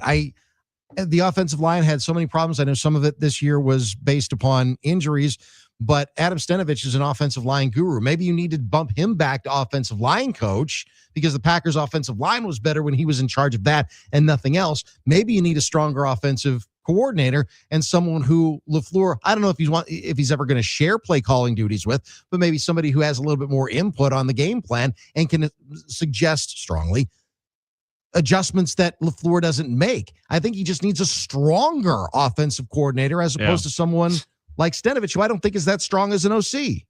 Yeah, I would agree with you. No one who has any aspirations to be a head coach would be wise to join the Packers as their offensive coordinator. You get none of the glory, zero of the shine, and if LaFleur's calling the plays, that's why Stenavich, he just gets to do the job in name only. I mean, I'm sorry. It's just an unfortunate spot to be in. No one knows who the OC is for teams that have a play calling head coach most of the time. Yeah, I mean, Matt LaFleur's first OC job was as Sean McVay's offensive coordinator, and he didn't get to call plays. So that's why he went to Tennessee for a year. Right. And that's the problem. And that's right? what got him the job. And that's what got him the job. Say, in this hypothetical to where we started, this joke, Saleh, I believe, will be a head coach elsewhere next year. And I do believe that Jeff Hafley is going to leave. And I think Matt LaFleur, as we now pretty much know, will be back as the Packers head coach. So that's not possible. Also, my last point on the Sirianni conversation is if both guys, LaFleur and Sirianni, are fired, were to be fired in the same cycle, everybody goes to LaFleur first. And that's my opinion. I don't think Sirianni is as attractive of a candidate head coach as LaFleur would be. And so in comparison, if Sirianni were to be fired and Packers fans were like, I'd rather have him, I would disagree. But that's my opinion. I don't know. I tend to agree with you. Matt LaFleur is going to work somewhere in the NFL. Oh, yeah. I don't know if his next job is going to be as a head coach. It might be. Or is it going to be perhaps as an offensive coordinator? I think that, again, he's a brilliant offensive coordinator. He's shown that he can be really innovative, but he also can show that sometimes being the CEO of the whole team, maybe it's too much. Sometimes it's too much for guys. Yeah. And some guys are just kind of better suited to be the coordinators. I mean, look at Vic Fangio. is one of them. I mean, he had some run as a head coach, but then he's like, I feel like I'm much better as a coordinator, and they just stay in that role and they shine. And there are a lot of guys that are like that. Maybe it's possible that Robert Saleh is like that. I don't know. Yeah. He'll get a second opportunity as a head coach. Yeah, Raheem Morris for the longest time was just great coordinator. It's like, okay, didn't work out as a head coach. Then he goes to be a head coach again. Last 2 years ago, 8-9 both years, and then gets fired again. Like, is he going to get another shot as a head coach? Josh McDaniels, another one. I was going to of bring up course, him. Turning back on the deal with Indianapolis probably didn't help his head coach chances. But still, like, some of those guys are just simply better suited to be the coordinators. Yeah, and that's just a tale as old as time. I mean, you go back as far as Norv Turner, if you'd like. I mean, a great offensive coordinator, lousy head coach. Wade Phillips, kind of the same thing on the defensive side of the ball. Brilliant defensive coordinator, not spectacular head coach. Yeah. I mean, that's part of football, though. I mean, I think it takes a special type of CEO mentality to be a head coach. And part of that is, even if you are an offensive-minded coach, you have to take a little bit more input than I think that sometimes Matt LaFleur wants to take. Yeah, absolutely. I think because I kind of hijacked Dave's update there, that we're well behind the clock. I know we have another segment in this hour, so we might have to hit a break here and continue Let's that on do the that. other side. We do. That's fine. We'll do that on the other side and continue to take more of your calls on the talk and text line, more of your messages on the talk and text line as we continue on. Listen, this is one of those Mondays where not all of the rules, but some of the rules are kind of thrown out a little bit just because there's so much to dissect with what happened on Saturday night. And we're going to continue on doing that on the other side. Thank you for taking a look at the clock, Nick, because I certainly was not. We'll be back after this on D.N.D.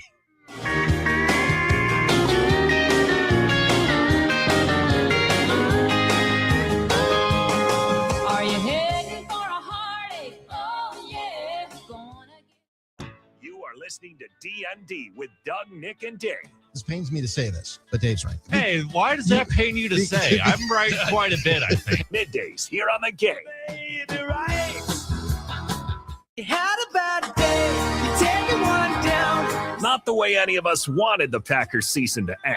A loss to the Bears at Soldier Field in the wild card round. From the 28 of Chicago. 3 receivers left, 2 to the right. Love alone in the shotgun.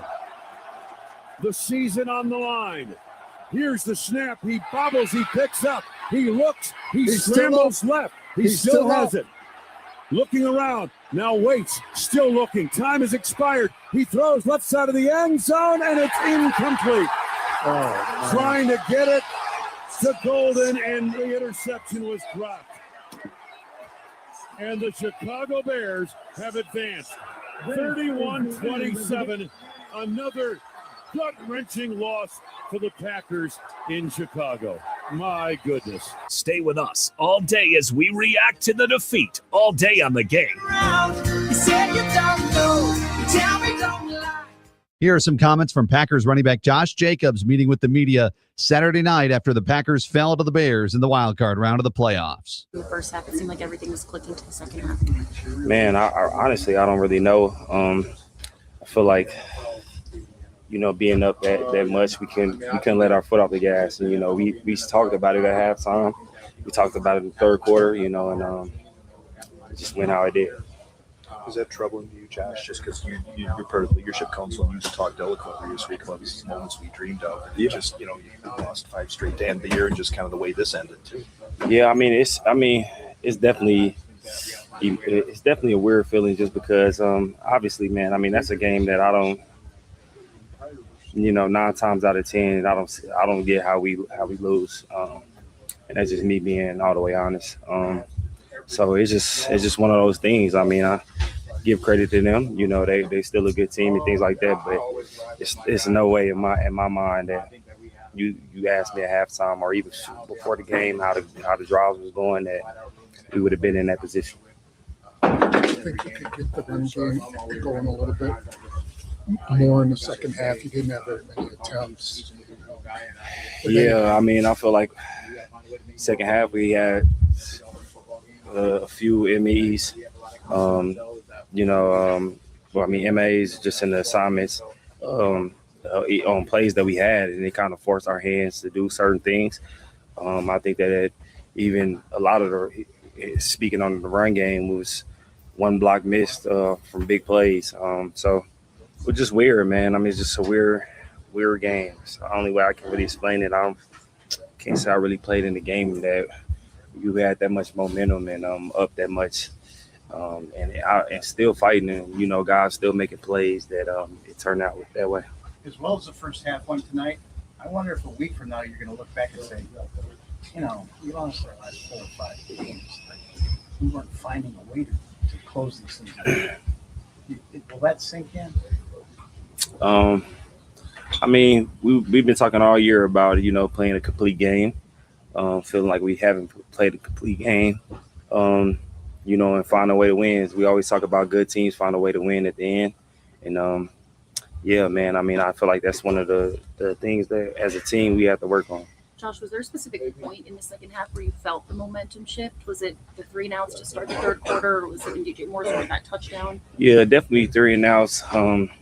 When I started looking at the clock, I'm like, damn, we didn't take no time really off the clock, and that was something that I was like, damn, I was kind of worried about. Just obviously knowing how this team is, and knowing how they play hard to the bitter end, and they got, 80% of their wins is like late comeback wins. So it was definitely something that I was starting to, think about. And I even told the guys, in that third down, when we got the ball on the fourth down stop, like this is the most important drive of the game. And we didn't come up with, any points on that drive. So that's just how it is, man, in this league. So, yeah. iHeartRadio goes one-on-one with Bryan Adams to discuss how he comes up with song titles. Yeah, actually, a lot of my song titles are mumbles. With Cuts Like a Knife, it was just like, we used to jam, Jim Valance and I would jam songs together. And I remember we listened back to the tape afterwards. And I said, that sort of sounded like Cuts Like a Knife. Didn't it sound like Cuts Like a Knife? He goes, yeah. And then I play it back again. Yes, I said Cuts Like a Knife. That's cool. And then he'd say, what about Cuts Like a Knife, but it feels so right? I said, that's a good idea. So whatever that means. He makes sense of my mumbles. Keep listening to iHeartRadio for more Bryan Adams and all your favorite artists. It's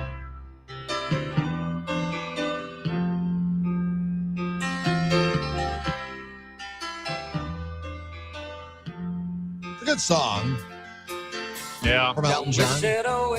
We do got the blues. Yeah, we do. We are approaching the end of hour number 3. Just about time for Jump Around and to reset into the 4th and final hour of the proceedings today. It is a day that we have taken a lot of messages on the Talk and Text line. We will continue to take your messages on the Talk and Text line as well. Mike in lacrosse, that stuff happens when you don't have talent, whether it's coaches or players. Physical talent doesn't mean much if you don't have it between the ears. LaFleur may be a good head coach, but he shrinks in big moments as an OC. I might go the other way around. Yeah. Love and others may have great talent, but when we need it play, it's a coin flip. Honestly, there's nothing consistent and promising with the current coaches and players. Same old Mike in lacrosse. Yeah, there's something to be said about that. It's again, you have to look at the overall body of work, and there's enough of a body of work to draw some conclusions. And this team turtles up when it matters the most. And I can't put my finger on exactly why it turtles up, other than they don't have the clutch gene. And you got to find that clutch gene, because this was a game that was won. And they've had so many games this year that were won that wound up being in the L column. Yeah. Or the T column. They should have beaten Dallas too. Yeah. Should have done that. All right, one more hour to go. Bruce's Bites will lead off the 1 o'clock hour of the program. We'll take more of your messages on the NicolaLaw.com Talk and Text line, of course, 877-794-1973. Stay with us. It's the Monday edition of D.N.D. I feel like we're doing some group therapy today. Yeah. Definitely. Picture my face in your hands.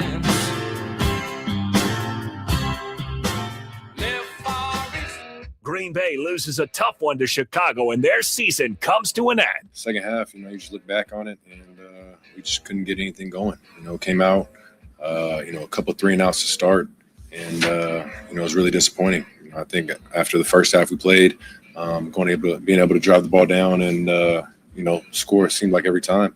Just got to go back and look at it, but yeah, it's just lack of execution and find ways to make plays that really just hurt us. Doug, Nick, and Dave are analyzing every angle of the playoff exit all day here on The Game. Here is Packers wide receiver Christian Watson meeting with the media on Saturday night after Green Bay fell to Chicago in the playoffs. Honestly, it's not how I expected that one would go. So just frustration and disappointment. What was it happened offensively in that second half when you guys were so hot in the first half? It was just unstoppable. I mean, I don't know what it was. I mean, I think I have to look back at the tape to really dive deep into it. But at the end of the day, I think it just came down to we weren't, executing anymore. I mean, we had plenty of chances. I think that they were giving us, good looks for stuff that we had. We got to find a way to close out games and to play in full 4 quarters. And we just didn't. Critical moments, I got to be at my best. How do you describe your emotions right now? The emotions that everyone in this locker room. I was frustrated and disappointed. I mean, I think that we had everything that we needed. Regardless of the injuries, regardless of the way things have gone throughout the rest of the season, I think that we were still in a spot to accomplish everything that we wanted to accomplish. I mean, we just got to be a better, consistent football team over the course of 4 quarters. Do you feel like that was just an issue for much of the season too? And why do you just think that you guys could never put that full kind of effort together? I know there were times, but it just felt like that was what was holding you guys back from a lot of wins too. Yeah. I mean, I personally, I do think that, it kind of dragged on into the season a little too much. But I mean, honestly, I think that the way that we prepared and the way that we went about things, I wouldn't have, thought that would have been the case. So, I'm not, an expert in that area or anything to really dive into, what exactly is going on. But I mean, we just got to find a way to do it in the game.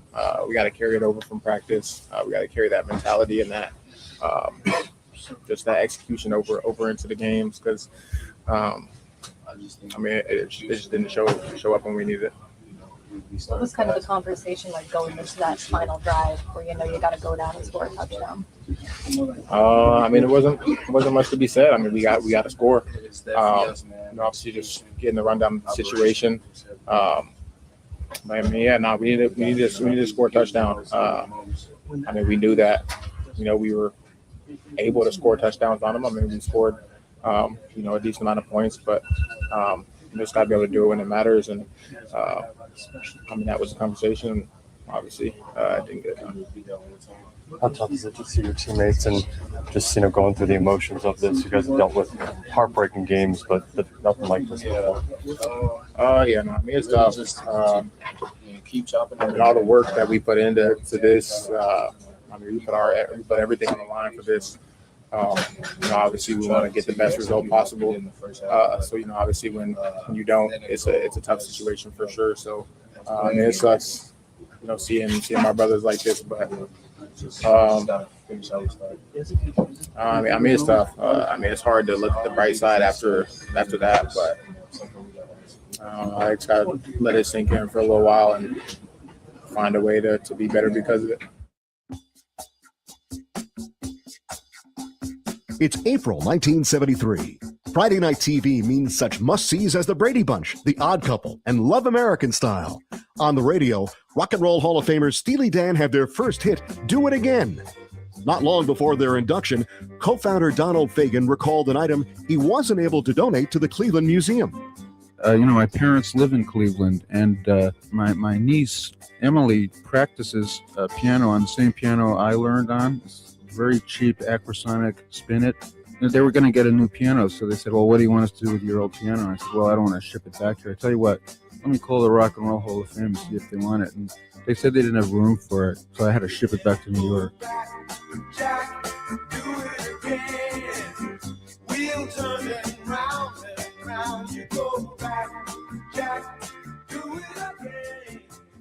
What you waiting for? Let's go. Make sure to make us a preset on the iHeartRadio app so you can listen to us anytime, anywhere.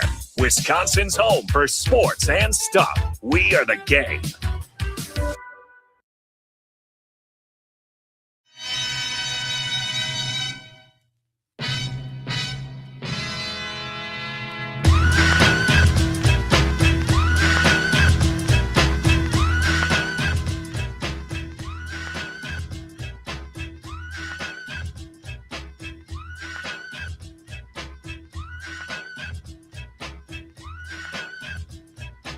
Welcome back in.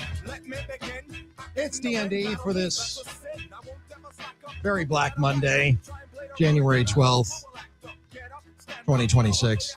Still writing 1997 on my checks. Oh, yes. What are checks, Grandpa? I've never written one. The 1900s. Yeah. I know. I I think we write 4 checks a month. But then again, I don't have Venmo either, so nobody can request. So talk to me about Venmo for just a second. Yeah. I'm a 30-second diversion. People can request payment. Yeah. And those payments are public? They can be. They can be. That's yeah. insane to me. You can make them private, but you can leave them public. Yeah, most you see that you whole don't concept is insane to me. You don't see the money though. Like you don't see, hey, they sent this much money. Yeah. You just see the message. Paid whoever So it's for drinks, for food. pizza. Yeah. I mean, like it doesn't actually show the cash flow. Like, hey, your buddy just sent $1,800 to that guy for what is a small white bag emoji. Like, no, you don't see that. Like, you're able to see if you want what you're being sent back and forth. Otherwise, most of the time you send private. Okay. Yeah. I heard that one time. It's like people were looking at other people's Venmo requests or history or whatever. I'm like, that is the craziest thing I have ever heard in my life. But But again, talk to me about checks, Grandpa. Anyway, welcome back in. It is the final hour of D&D for this after the Packers lost on Monday. We're taking your messages on the talk and text line. If you would like to comment about how out of touch and old I sound, that's fine too. Yeah. But the Packers with the loss after they had that game won. Anyway, let's take our daily diversion here in the 1 o'clock hour to a little thing we like to call Bruiser's Bites. Time now for Bruiser's Bites. Yes, it is time for Bruiser's Bites, brought to you by Wisconsin Concrete Coatings, wiconcretecoatings.com. You can visit them there, see all the great work they can do for you, your garage floor, your garage cabinetry, your basement flooring, anything that's concrete, they can probably coat it with their polyurea coating, which is so much better. 6 times stronger than your traditional epoxy, slip resistant when wet, skid resistant. It's going to make your place just that much nicer, especially your garage. A lot of people in the state spend a lot of time in their garage, even probably watch the Packer game on Saturday a lot of people in their do. garage. Yeah. So check it out, wiconcretecoatings.com. And shout out to our texter in New Jersey, first-time texter asking, wouldn't policy look like a fool if he keeps LaFleur? I think there's a lot of nuance to that. I do think that he's not going to win any brownie points keeping LaFleur, but it very well could be the right decision at the end of the day. We shall see what that ends up being. Nothing official quite yet, but we'll begin with some post-game reaction from the head coach. This is what he had to say, as we heard earlier when we played back his conversation with the media yesterday about his team falling short once again in the postseason. It's a kick in the gut, just like it is for every Packer fan out there. But, you got to dust yourself off and get to work, roll up your sleeves and get to work. That started this morning. You come in, and as painful as it was to watch that tape, you watch the tape and you figure out why things went the way they did. And it's unfortunate. And then you start having conversations after that. Just try to find solutions moving forward. Bears come from behind, having trailed by 18 points in their matchup with the Packers, winning 31-27 over the good guys, the Green Bay Packers. Can Matt LaFleur, if he returns, rebuild your confidence in him as a head coach outside of postseason success? Or is it as simple as he needs to get to the playoffs and succeed in the biggest of moments? Yep. I was before you put the caveat in there, the answer was, he can win in January. That's it. Yeah. After 7 no years regular going season success with Matt. We've seen it. We've seen it. I mean, he's had the regular season success. He's had historical regular season success, with the exception of the last month. They didn't win a game in a month before they play that game on Saturday night. No, it's the only thing. It's the only thing you can do. It's the only thing that any coach who has had the track record that Matt LaFleur has had is able to do. Is you've won everywhere else. Now win in January when it really matters. That's where legacies are built. Yeah, and I completely agree. I mean, that's exactly what it's going to take. Nothing that's going to happen over the next, 9 months or 10 months or whatever. 11 months. 11 months, 12 months. Nothing is going to be able to make me believe Matt LaFleur now is all of a sudden that guy until you see it actually happen. It's going to take that. It's going to take some time for them to figure it out. We could say the same kind of thing about, the Brewers. We were saying it for several years because they had the 1 year where you had the postseason success. You make it to the NLCS. Okay, cool. Then everything after that, I believe Craig Counsell was 1-9, 1-10 in his next 10, in his next playoff games. Like he had no success after that. Like you have year after year of making the playoffs, but you don't go anywhere in them. It's like, well, okay, cool. It's great that we're a playoff contender, but once you get there, you got to actually do something for once. And that's what made this year for the Brewers with, Murphy and all them. That's what made it so great to make it back to the NLCS. But for LaFleur, he's got to be able to get himself a win in the postseason. He's got to get back to the NFC Championship game. He's got to do something to have success. And especially in football, because the finances are so much different in football as opposed to baseball. Yes. When you're at baseball, getting to the postseason in a market the size of Milwaukee, I mean, that's actually something to celebrate. That's actually a feat. Getting to the playoffs for the Packers is baseline.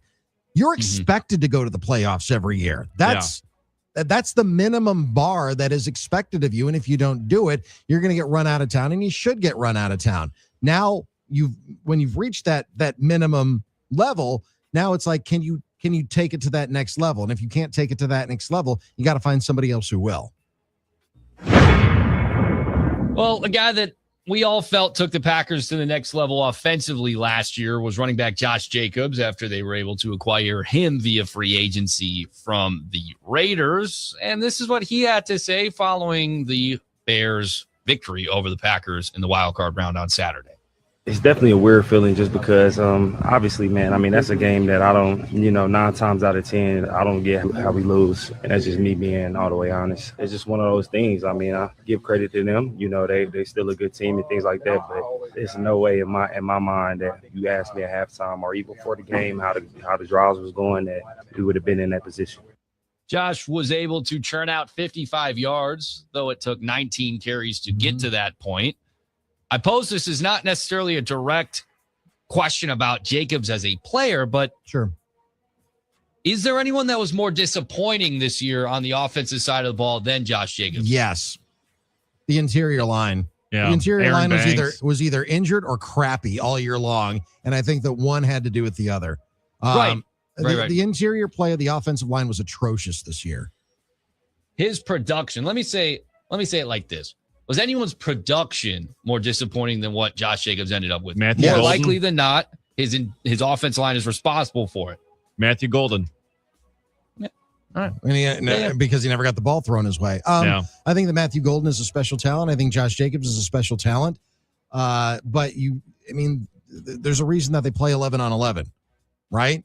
Right. There's only one quarterback, and the quarterback is the most important position on the field. Beyond that, everything has to be in concert with each other. And when the interior line sucks as bad and is injured as bad as the Packers were this year, you're going to struggle, no matter who your running back is. So that was a huge part of the decline, at least in my opinion, the decline of what we saw from Josh Jacobs this year. I think Walker was okay. I think Zach Tom, when he was not injured, was okay. But they've got offensive line issues. I talked about the cornerbacks earlier in the program, but their offensive line, especially if Zach Tom has an injury that's going to be really difficult for him to come back from, that's going to be a problem. They've invested heavily in the offensive line in the draft the last couple of years, and it has not panned out yet. So those guys, specifically the guys that they've drafted high, whether it's Morgan or Belton, they got to get in the weight room and they've got to, show themselves that they can be NFL starters, because when they were drafted to be NFL starters, and they haven't shown that they can be NFL starters on a good playoff worthy offensive line that blocks well for both the passing game and the running game yet. Yeah, they've just completely come up short. Yeah, no, go ahead. No, you're up. You're up. Your opinion on Josh Jacobs in the offense. You made mention of Matthew Golden. Was that more disappointing this year for you? Yeah, I think that one was certainly more disappointing, just with the expectations of him being a first rounder, and what we've seen first round receivers be able to do in their rookie seasons, the talent that we know that he has. Talking all throughout training camp, how we thought this dude was just going to be an absolute playmaker, and all of a sudden we barely see him during the season. So I think that's a massive disappointment. But Josh Jacobs, I mean, even the 55 yards, like, I really can't remember the 55 yards. I mean, it was pretty quiet 55 yards. Very quiet 55. Like I feel like 50 of them had to have come in like those first 3 drives where they actually were scoring touchdowns, because once he got to the second half, I don't know if he had 3 yards combined. Like it was terrible in the second half. He had nothing going at all. Well, he did have 1 13-yard carry. So you're talking about 18 for 42. Other than that, that is 2.2 it's terrible. yards per carry. It's terrible. Not great. They got nothing. Well, James Jones, member of our group, Packers Radio Network, had some opinions on LaFleur and his job status moving forward on Speakeasy, which is LaShawn McCoy, Emmanuel Acho, and his program outside of Fox Sports. This is what he had to say about LaFleur. LaFleur is my dog. LaFleur is a heck of a head coach. Since he came in there, he won game. But the way the Packers have finished the last couple years, losing so many close games, you get into the playoffs. At halftime, you have a 21-3 lead. Check. Not against a team that's better than you. Against a team that you are better than. Check. You wasn't playing the champions, the Philadelphia Eagles. You wasn't playing the Patty Mahomes, Kansas City. You was playing Caleb Williams and the Chicago Bears and Ben Johnson's first season, that a team that you are better than, and you give up a 21-3 lead at the half. It's going to be a different conversation. Yeah. I think Coach LaFleur, his seat just got real hot on that bus. Yeah. As he's getting on that bus right now, his seat just got real hot. When Goody talked to him at that meeting, I don't know how you let him walk back in the room. Well, sounds like they're going to let him walk back in that room and maybe command that room moving forward with a potential extension in the near future. But I don't know that James Jones said anything that was out of line there. I mean, he spoke highly of him. He's his guy. He's a good coach, but there was something wrong as to how they're losing games in such dramatic fashion when they're supposed to win. Yeah, and sometimes you need to change the messenger and the message from the front of the room. I mean, sometimes in professional sports, the message gets stale, and change for the sake of change has to happen. Mike McCarthy's a good coach, but Mike McCarthy, I don't go as far as to say he lost the locker room, but I think he lost the trust of his best player in Aaron Rodgers at the time. And it was a relationship that was very successful, but also came to its natural conclusion. And sometimes when those relationships come to an end, then you look back and say, yeah, we accomplished a lot of great things together, and you can mend those fences even when you're not necessarily doing it in the moment when the two are working together. And I don't know if that's going to be said of Matt LaFleur whenever he's not the head coach of the Green Bay Packers, because at some point he will not be the head coach of the Green Bay Packers. But hopefully you can look back on his relationship with Jordan Love saying, yeah, that was a really fruitful relationship. And listen, the relationship between Tom Brady and Bill Belichick ended poorly. They have said, but Belichick also showed up at his roast last year and took some ribbing last year. So sometimes you need that separation to, I guess, fully appreciate what you've done, but that doesn't mean that sometimes those relationships don't come to their natural conclusion. Yeah, and sometimes they just have to come to an end. And we've talked plenty about John Harbaugh as a possibility as well. Same thing happened to him out there in Baltimore. The message seemed to get a little bit stale. The locker room, it kind of seemed like, locker room was, flimsy on him a little bit, and he was starting to maybe lose it there.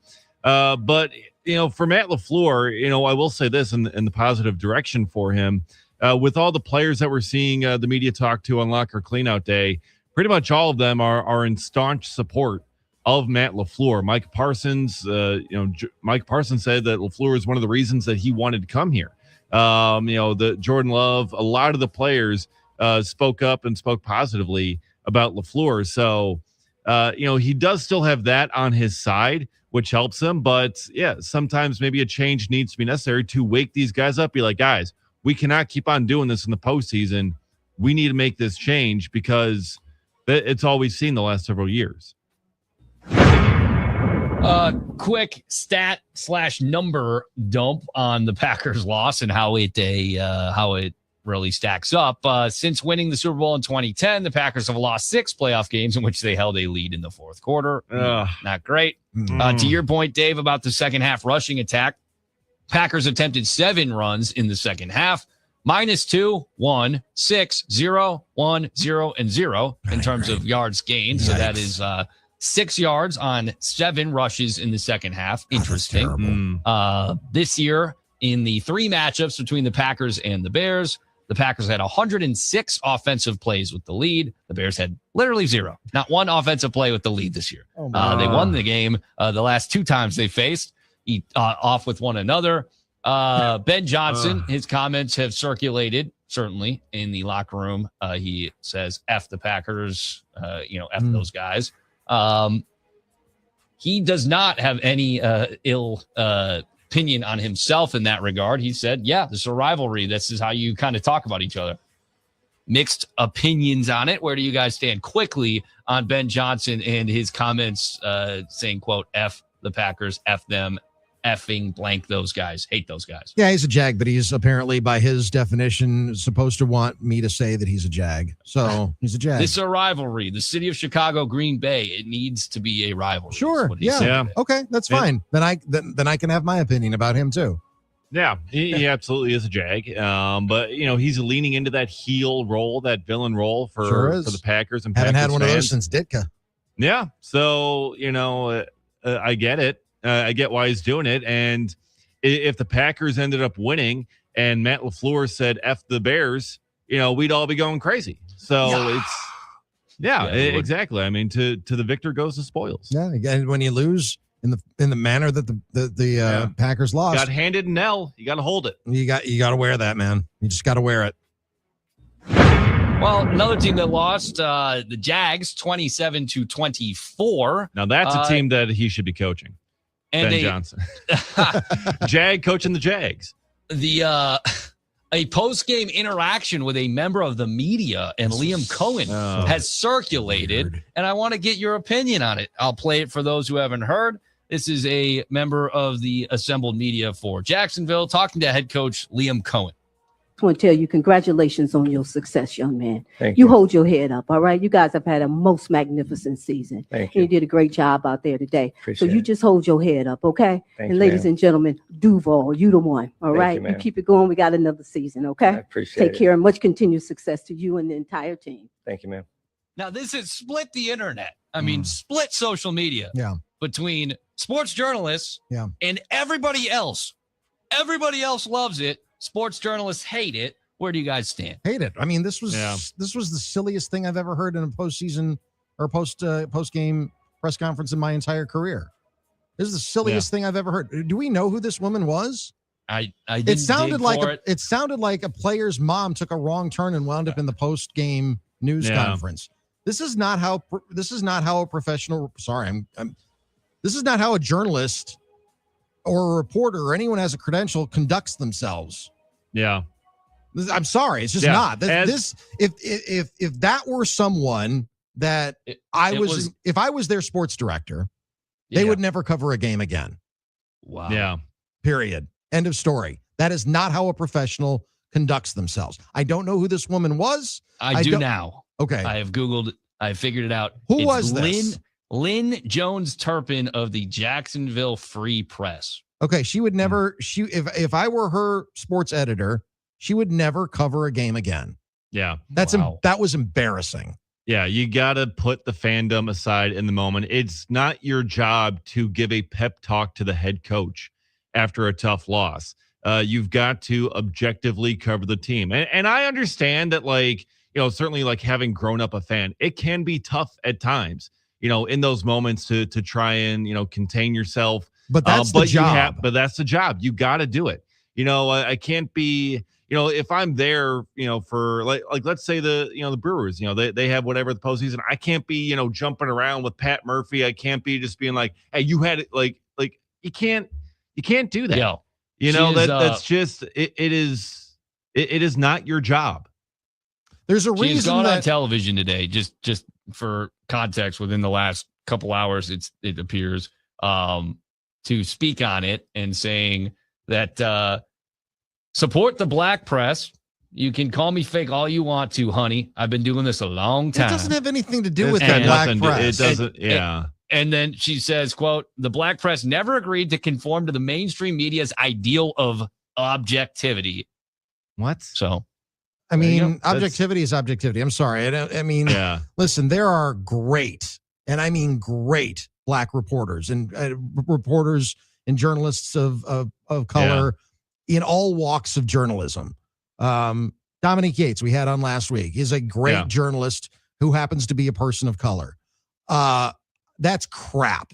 There's professional and there's not professional. There's a reason that when you go to a news conference and the person who's on the podium is introduced, the press does not applaud. Now, sometimes when you hear applause, like we want to introduce the new head coach of the Green Bay Packers, Johnsonville Wickets or whatever.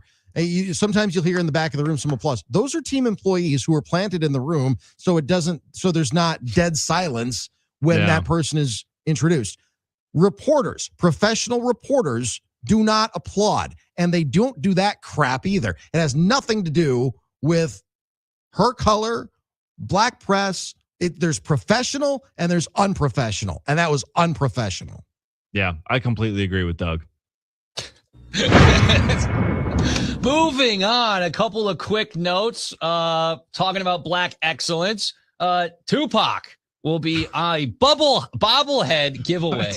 A bobblehead giveaway at Camden Yards on May 8th versus the Athletics. The Tupac. Orioles are doing a Tupac bobblehead. Does he have any kind of connection to Baltimore? No clue. I'll dig into that. What does 50 kind of Cent think of this? But my question would be for you guys, who of all random obscure, maybe musicians, I don't care who would you want a bobblehead of in a Brewers uniform? Ooh. Well, we already got Paige year. Sporanic, okay? We already got Paige Sporanic. Was it a bobblehead or was it a bobble something else? I think it was a bobblehead. That was a missed opportunity. It was. Let's see. Snoop was in town, last year? Or the year prior? Yeah, I think 2 years ago. What celebrity would I want? That's a great question. Tupac, he spent his formative years in Baltimore and was apparently, I mean, I looked up Tupac, Orioles fan, and that came up instantly, but also in the images, it's like, here he is in an A's uniform. Here he is in a Detroit Red Wings uniform. Here he is in a, I would think it would be Minnesota Golden Stars. Is that what they were previously at the hockey level? Yeah. North Stars. Yeah. So it's like, I mean, he's worn everything. Here he is in a Suns jersey. So I guess random, obscure person. I would like not a Tom Hanks bobblehead, but a Forrest Gump. Okay. Bobblehead. Forrest Gump in a Brewers uniform. Yes. Yeah, Forrest Gump and Jacob Mizrowski, because according to Pat Murphy, he is our Forrest Gump. Kind of. There you go. Let's see. Let's go with Gene Wilder, since we're going to pick celebrities who have since passed on. Gene Wilder is from Wisconsin. That's true. He was born in Milwaukee. Yeah. He's been dead for 20 years, though. Yeah, well, so is Tupac. That's true, but who? I mean, years for Tupac. But who has more? I mean, I know the body of work was just longer for Gene Wilder because he was a lot older. Yeah. But outside of Willy Wonka, what do you think of when you think of Gene Wilder? Probably not much, right? Well, I think of Blazing Saddles. Okay. Yeah, he was great in Blazing Saddles. Yeah. That's interesting. The Waco Kid. Well, let me think. Random individual. I mean, it's really interesting to consider. Gene Wilder's random. I'll give you that. Yeah. Yeah. Thank you. Like Elvis Presley in a Brewers uniform. Okay. Let's go Les Paul in a Brewers jersey. We could do Les Paul, the Wizard of Waukesha. Yeah. Very interesting stuff. It's Tupac. He's dead. It's been 30 years. Bobblehead. I don't know. You could still go, by the way, to the place where he was shot in Las Vegas And on the street light, people every day go over and like R.I.P. Tupac on it. Still to this day. I know exactly where it was. It's about the 50 Cent just takes picture. It's half a block from our favorite restaurant. It's half a block from Batista's. So I see it. I go through. Have you ever written a message to Tupac? I have not. I have not. Maybe someday. I don't rule it out though.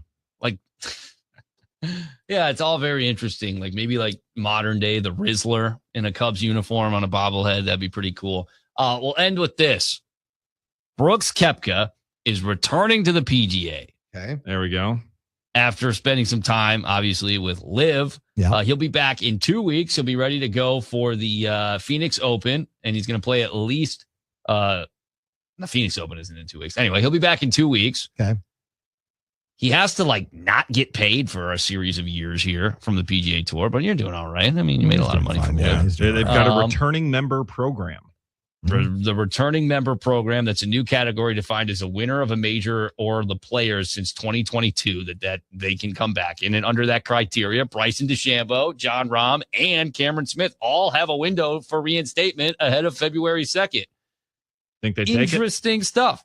You guys happy to see Brooks back on the PGA Tour? I, for one, am. But some people are upset. He can't have both in a lot of people's minds, that he gets to abandon the PGA Tour, get all this money from Liv, and then still come back. You know, I just want the game to be as good as it can possibly be, and Brooks Koepka makes it better. So welcome back. Welcome home. Come on back. Yeah. Come on back. Come on back. It appears the Liv thing maybe is starting to really fall apart. Imagine that. Yeah, nobody could have predicted that. Who could have thought that would be coming? So, yeah. Good to see him back. Get all those guys back in the PGA. Well, it's time to come correct. That's right. And you can always contact Wisconsin Concrete Coatings to come correct in your garage. That's right. wiconcretecoatings.com. All right. That's another edition of Bruisers Bites. We'll continue to take your messages on the NicoletLaw.com talk and text line, 877-794-1973. We are starting to get to the finish line for today's show. We've covered a lot of ground, mostly on the Packers and mostly a lot of anger about Matt LaFleur and what happened on Saturday night. So we'll continue on that on the other side. And I can't wait to see what kind of bumper music Dave has cooked up for the next segment, because it's mostly good. A little hit or miss today, but okay, mostly okay. You get a passing grade today.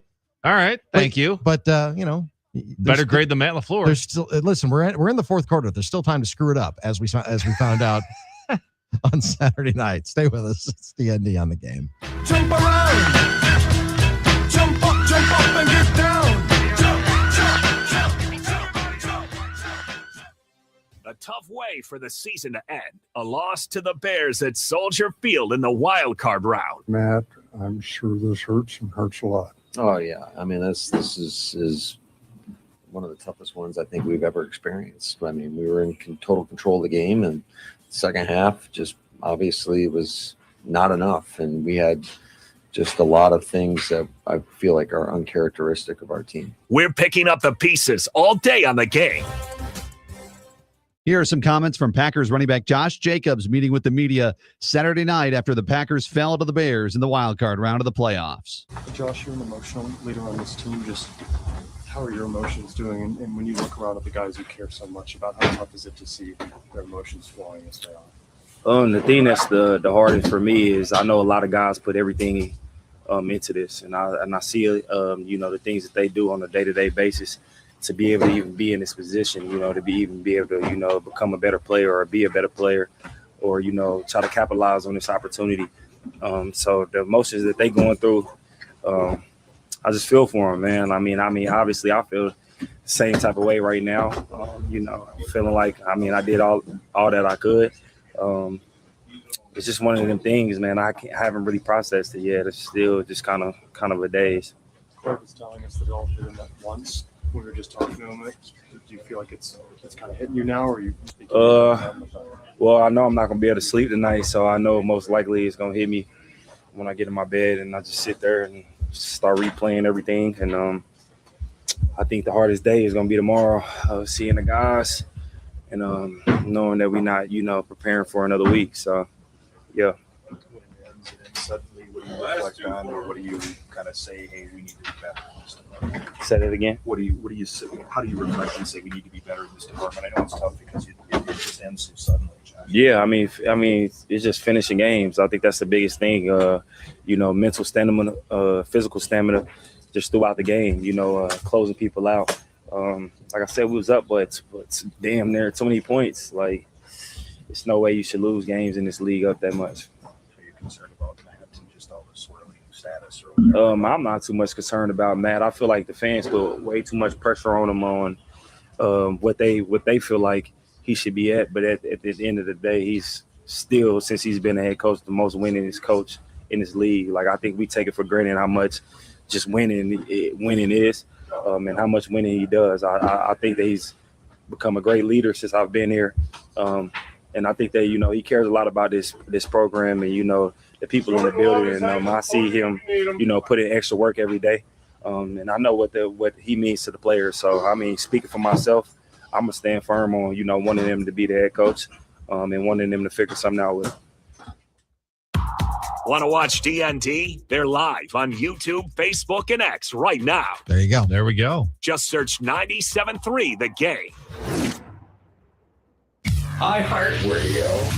Here are the top Gucci Mane songs that you thumbed up. Number 3, Wasted featuring Plaz. Party, party, party, let's all get wasted. Shake it for me, baby girl, do it, wasted. I'm so wasted, she's so wasted.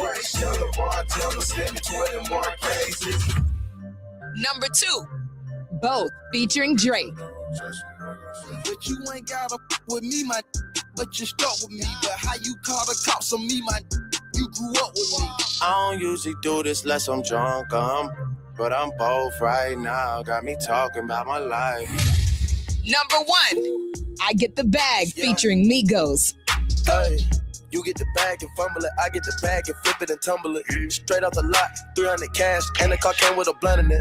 Lil' mama a thot, and she gon' for bag. Pull up to the spot, living too fast, dropping the dope in the stash. Hear more from Gucci Mane and similar artists now. Search for Gucci Mane on iHeartRadio. All your favorite music, all your favorite stations, all free. iHeartRadio goes one-on-one with Dan and Shay to ask Shay about the first time he met Dan. Yeah, I mean, it was literally, the first time we met was just at that party. My friend Andrew had just invited me. He was like, dude, they have this party. They have a keg. I was like, I'm in, let's do it. So we went over there, and actually, like, 4 of my best friends now were all at that party that night, and kind of a lot of people, like our guitar player now, and the guy who does all of our social media was there. So it's pretty cool. It was funny. Shay was this quiet guy who came to the party. It was all this fun people. I know that's hard to imagine. Yeah, and then a bunch of girls walked in, and he's like, "Oh, dude, you play guitar? You mind if I play something?" And he started singing, and I was like, "This guy's a really good singer." And we just hit it off, became best friends, and he's been writing about 2 or 3 songs a day ever since. Keep listening to iHeartRadio for more Dan and Shay and all your favorite artists. Have you heard about the lonesome loser? He's a loser, but he still keeps on trying. Okay, well, we're dipping back into the 70s now. Yep. Little River Band. Okay. Lonesome Loser. All right. Well, I mean, they're not lonesome. They've got plenty of company. Yeah, probably felt pretty lonesome on that trip back to Green Bay. This is just about McManus. This is a McManus specific back. Maybe. Who's he got, huh? Daniel Whelan? He's on the first flight back to Ireland. I mean, he's got nobody there that likes him. Whelan is great, and he has absolutely no Irish accent that I've been able to determine. I haven't been able to discern his accent at all. He sounds like he grew up in Bakersfield. He's just doing what all those great actors do. You know what I mean? Just erasing that accent. Welcome back in, D.N.D. here on this. I was so looking forward to some victory chicken today. Yeah. Instead, it's loser turkey. Instead, it is loser turkey. Let's see. Unnamed in the 608 writes, how about John Gruden as coach? Maybe a cool guy to have around, but not as your head coach, maybe. Yeah. Let's see. Mike from Montello. The coaches are not on the field making the mistakes, fumbling the ball, dropping the interceptions, not making blocking adjustments. It's not wrong about there. But what they can do is manage the clock well, which we know Yeah. Matt has not done well. What they can do is run an offensive game plan that isn't predictable, which Matt has directly spoken to and said, "Oh yeah, they know what you're running. That's the NFL." Correct. Not so sure. And also, what was most frustrating, and Aaron Nagler pointed this out on Cheesehead TV, is that the Packers were consistently running the play clock all the way down. And the Bears who are trying to pass rush know exactly when the ball's going to be snapped and they can send their rush. Like, predictability was a massive problem. Absolutely. And that needs to be adjusted moving forward. 100%. It's the one thing that drove me crazy about Aaron Rodgers all those years. He wanted to take every last second right up until the last moment before he snapped the ball. Sometimes it would burn him from the standpoint that they had to take a timeout. Other times it burned him because just what you're saying, Nick, and just what Aaron Nagler was talking about, you're telling the defense when the ball is going to be snapped. Yeah, you also had one of those too, where I forget when it was sometime in the third or fourth quarter, and Rasheed Walker is like getting ready to go, and they're like looking like false start or I forget if they called delay of game or false start. They called delay of game, but it didn't matter. They called false start because it was going to be a delay of game. I think. Yeah, because Rasheed's like, guys, clock's winding down. Like we got to be going here. Like you got to be calling it now. Yeah, it's like, so I'm just going to go on 0. Yeah. So he went on 0 and they called a false start on him, but he was like, at least he saw his eye on the. I don't he blame had his Rasheed, eye on the play clock. Right. I don't blame Rasheed Walker for that, but it's like, guys, run the play, start the play, let's go. Yeah. So much. I'm all about dinking trying to around. Take as much time off the clock where you can, right? I mean, it's frustrating when you're up late in a game and you're running the clock and you snap it with 8 seconds left on the play clock. That's one thing. Yeah. You know what helps? Yeah. You know what helps running the clock down? Getting first downs. That's right. And not going 3 and out. That might help. Yep.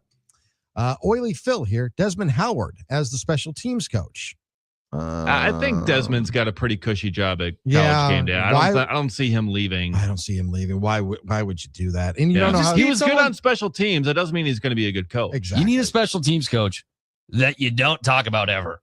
Okay, exactly. That's what you need. Someone that is just completely like invisible. Pepper Burris is the strength and job well. Pepper Burris is strength and conditioning coach. Pepper Burris is just trying to stay alive right now. Yeah. Go read Lori Nichols' column in the Journal Sentinel from a couple of weeks ago. I saw someone put in Jim Leonard for defensive coordinator. Well, that makes so okay. That's something that. But then they're like, and Paul Christ is offensive coordinator. I'm like, I don't know if we want to. But Paul Christ I think he's a good offensive coordinator. He's a good offensive mind. I don't know that he was a great head coach. Yeah. It's a good sentiment. It's a positive sentiment. The It's Jim Leonard John thing is from Sun City, Arizona, by the way. And it's a great suggestion. If you lose Halfley, absolutely go and get a guy like Jim Leonard. Because I think regardless of if it's coming back home or not, he's on the fast track to being an NFL defensive coordinator. Without a doubt. Well, yeah, he has in here Packers head coach and DC. I don't know if they'd go that far. But if he was hired as the head coach, they would hire a defensive coordinator, but Jim could call the defensive plays. I think that listen, I would love to have Jim Leonard back on in Wisconsin and on the Packers staff would be great. I don't think that Halfley's coming back. I think I think he's going to get a head coach. I don't know that he's going to get a head coaching job. Parsons thinks he's coming back. Maybe. But yeah, he's got 5 interviews coming up this week. Right. That doesn't mean that he's going to get one though. Right. Eric in the Prairie writes, looking forward to the Brewers, hopefully for the Bucks and the Badgers. So he's looking forward mostly to the Brewers. Yes, as am I. You know, well, there's a shock. I know, really stunning. And I tweeted it out on Saturday night, like, hey, about 4 weeks until pitchers and catchers report. How many days do you have the countdown? Like on your wall? I do not, because the Brewers haven't set their reporting date yet. So yeah, that's still coming up, but it's that second week of February. So yeah. Aaron in Carolina writes, the fact of the matter is that the Bears were holding on every play. Not subtle holding, but obvious in-your-face holding. The refs did not call it. They called everything on Green Bay. Terrible. There was some of that. Yeah, there was some holding on Rashawn Gary there. Not quite maybe as much on every single play, but yeah, there were certainly some missed holding calls there. Pogo from Clinton writes, what's the problem if the young man wants to stay in college? Doesn't affect you or me whatsoever. I don't care if he stays in college. I don't give a crap if he stays in college. I care that if he wants a graduate degree, go for it. Yeah, absolutely. It's the athletic eligibility that I have the issue with. Yeah, right. He can stay in college all he wants. I don't care. You can get your master's degree, go for a doctorate. I don't care. Whatever. Yeah. But you get 4 years of athletic eligibility. Yeah. A lot of people spend 7 years in school. Yeah, they're called doctors. Yeah. Maybe I should have clarified that. Yeah. So sorry, Pogo and Clinton. Yeah. But yeah, Trinidad, it's like don't bother fighting it in court. Just go to the NFL. It's going to be so much easier. Didn't know Doug's ex-wife's name was Karma. It is not Karma. Oh, yeah. Oh. Although she does live in Chicago now. It's neither here nor there. Well, for what it's worth. Just kidding. I think you look at what happened with the Packers, and I guess I should another bruiser's bite, but this one's just off the cuff. I saw someone say that they would have rather had what happened this year than the alternative, which was the Brewers beat the Cubs, but the Packers lost to the Bears. And I think that'd be an interesting kind of conversation to have. Like, are you satisfied if this was one option and the other option was the opposite? Is this more desirable or less desirable? I think we know where I stand. We know where Dave stands, so that's not fair. I don't know. That's boy, that's a mind twister, isn't it?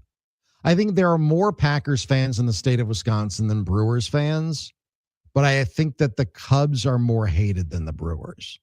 The Bears, or than the Bears. Sorry, the Cubs are more hated than the Bears. I think that's a hot take. I mean, that would be I think so. You'd think that would be more of a recent revelation, right? Yeah. I mean, historically, and a lot of that has to do with the manager. Yeah, I was going to say that's a big part of it as well, because it's not like Mike McCarthy is coaching the Bears or something, or anything like that. So, yeah, there's certainly disdain for Ben Johnson in the state of Wisconsin, but there's a whole lot more for Craig Counsell. And yeah, the rivalry with the Brewers and the Cubs has just been kicked up so much these last couple of seasons. Meanwhile, the Bears have typically kind of been like a little bit further down, haven't been as competitive for the past several years, and it's just been the Packers owning them. So, yeah, I still think it. I mean, obviously for me, I'm going with Brewers winning that series because they needed to get over that hump. I mean, organizationally, everything they needed to be able to get over that hump because otherwise, I mean, it was going to be a really, really tough offseason for them. And I do think that Chicago sports fans would take it as it is versus the opposite. Like, I recognize that the Cubs having won that series would have been huge, but you had the Dodgers on the other side. And I'm not so confident that the Dodgers would have, that the Cubs would have held up any better than the Brewers did against that Dodgers team. And this Bears win is so cathartic. I need to get this moment in this way over the Packers. I don't know if the Chicago fans would trade. Having lived in Chicago, I can say this with a fair amount of certainty. The Bears are more beloved than the Cubs in Chicago. Have to be. The Bears. The Cubs at least have competition in the city for the White Sox. Yeah, the White Sox. Yeah, but there are still White Sox fans. There are. Sure. They've been demoralized. I mean, the White Sox fans mostly are from like Indiana and the south suburbs and things like that. They're just watching 2005 highlights on repeat. That's just what they're doing. I mean, there are white. They don't really. It's not. But everybody loves the Bears, and everybody's.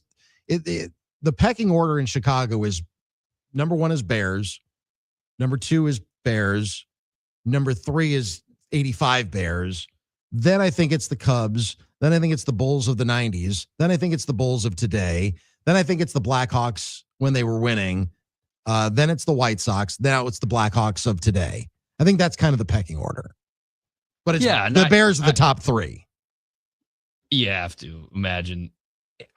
I don't know if it would be hard for me to find a state in the Midwest where you feel like a non-football team dominates. Like, you know what I mean? Sure. You look at Wisconsin, you feel like obvious it's the Packers, the Bears for Illinois, the Vikings most definitely for Minnesota, Michigan. Maybe you start looking at a passion for the Tigers, but the Lions. Not recently. The last couple of years, Lions fans have started to feel their own. And so but they were dormant for a long time. NFL dominates and it's the most crucial. So my opinion, of course, would be that I would flip it, right? Give me a Packers win and a Brewers loss. But I mean, that'd be okay. It's because you're a Bears or because you're a Cubs fan. That's right. Yeah. That's right. So we get that. Let's see. Jonah in River Falls writes, Rich and McManus need to be out today in my eyes. Special teams has been garbage all year. Hasn't been great. Wow. Although Daniel Whelan's been very good. Yeah, I think, Bisaccia has got to. And McManus, if they're going to be bringing LaFleur back, you got to make some changes to the staff, and Bisaccia has got to be one of them.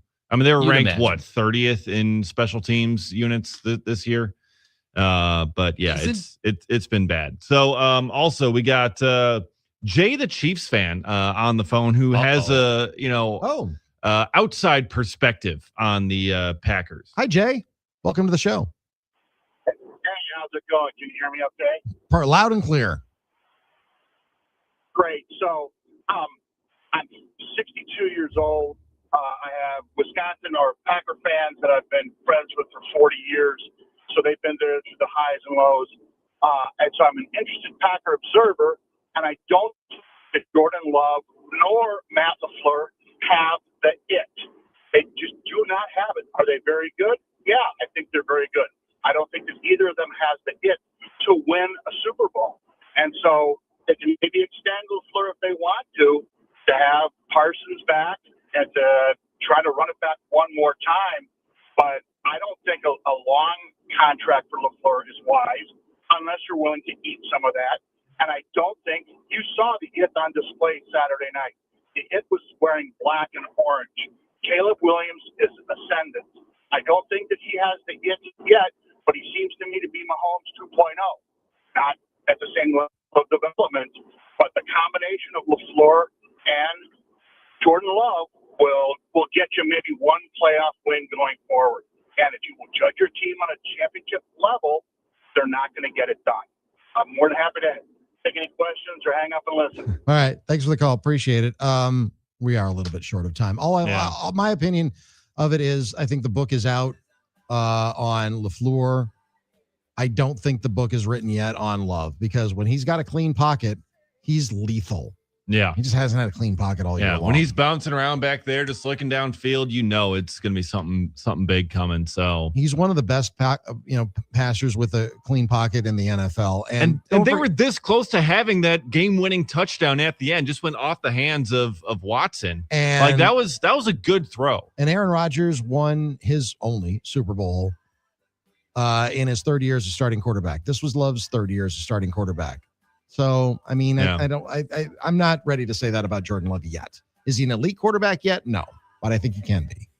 All right, one more segment to go. Stay with us. D.N.D. on the game. Though this loneliness is driving him crazy. Green Bay loses a tough one to Chicago, and their season comes to an end. Second half, you just look back on it, and we just couldn't get anything going. Came out, a couple 3-and-outs to start. And, it was really disappointing. I think after the first half we played, being able to drive the ball down and, score seemed like every time. Just got to go back and look at it. But, it's just lack of execution and find ways to make plays that really just hurt us. Doug, Nick, and Dave are analyzing every angle of the playoff exit all day here on The Game. Here is Packers head coach Matt LaFleur's interview with Larry McCarron after the Packers fell in the wild card round of the Bears on Saturday night. And Matt, I'm sure this hurts and hurts a lot. Oh yeah, I mean this is one of the toughest ones I think we've ever experienced. I mean, we were in total control of the game, and the second half just obviously was not enough, and we had just a lot of things that I feel like are uncharacteristic of our team. Speaking of that change from the first half when you dominated to the second half, anything you can put your finger on right now? No, there was a lot of things really in all three phases. I think certainly the start of the second half with our offense, too many 3-and-outs and just not scoring points when we had an opportunity to put this team away, and you didn't do it. And we knew they're a team that if you let them hang around, I mean, they've had 7 fourth quarter comebacks or whatever it is. And that's exactly what happened. How'd you feel about the work of Jordan Love and his receivers? They all seem to make plays. Yeah, we've got a great receiving room. I thought Jordan Love played his ass off and really competed at a high level, and quite frankly did enough to where we should have won that game.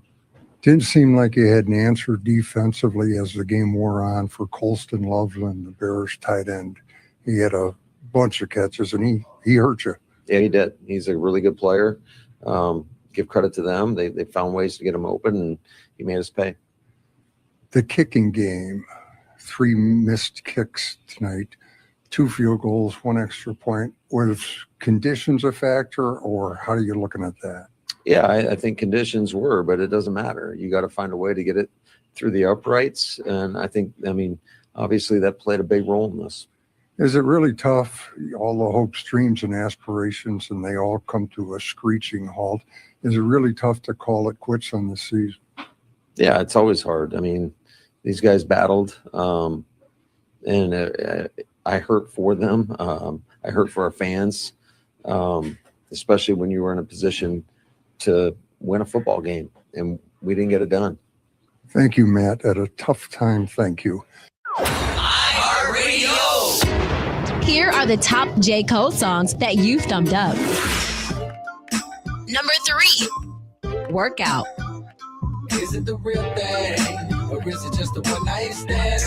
Well then, let me see you get high and go low. Now girl, won't you drop that thing down to the floor? I'm here for one night, how far will you go? I wanna see you work out.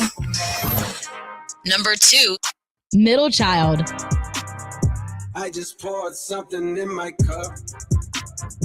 I've been wanting something I can feel. Promise I am never letting up. Money in your palm will make you rich. Number 1, My Life featuring 21 Savage and Murray. Nah, I can't reach up too high evidently. Never seen no one driving a Bentley. I can't be out here mopping up Wendy's. My life is all I have. My rhymes, my pen, my pad. And I done made it out the struggle, don't judge me. What you saying now won't budge me. Hear more from J. Cole and similar artists now. search for J. Cole on iHeartRadio. All your favorite music, All your favorite stations, all free. iHeartRadio goes one-on-one with Neil Sean to ask about Journey's music being featured in the final episode of The Sopranos. I did follow The Sopranos, and I watched it when I wasn't working. And I remember getting an email months prior to the last episode. And I believe it was from the director. And he was, basically saying, hey, we're talking about using Don't Stop Believing in the final episode of Sopranos. And I went, oh, cool. That's cool. If it happens, great. If it doesn't, it's cool too. And I wasn't glued to the TV. I was actually on the internet, and my phone just started blowing up. People were like, dude, did you see that? And I was like, what? And it was just like I got so many calls one after another. Got to see the episode, the next day, and I was like, wow, this is just amazing. Keep listening to iHeartRadio for more Sean and all your favorite artists.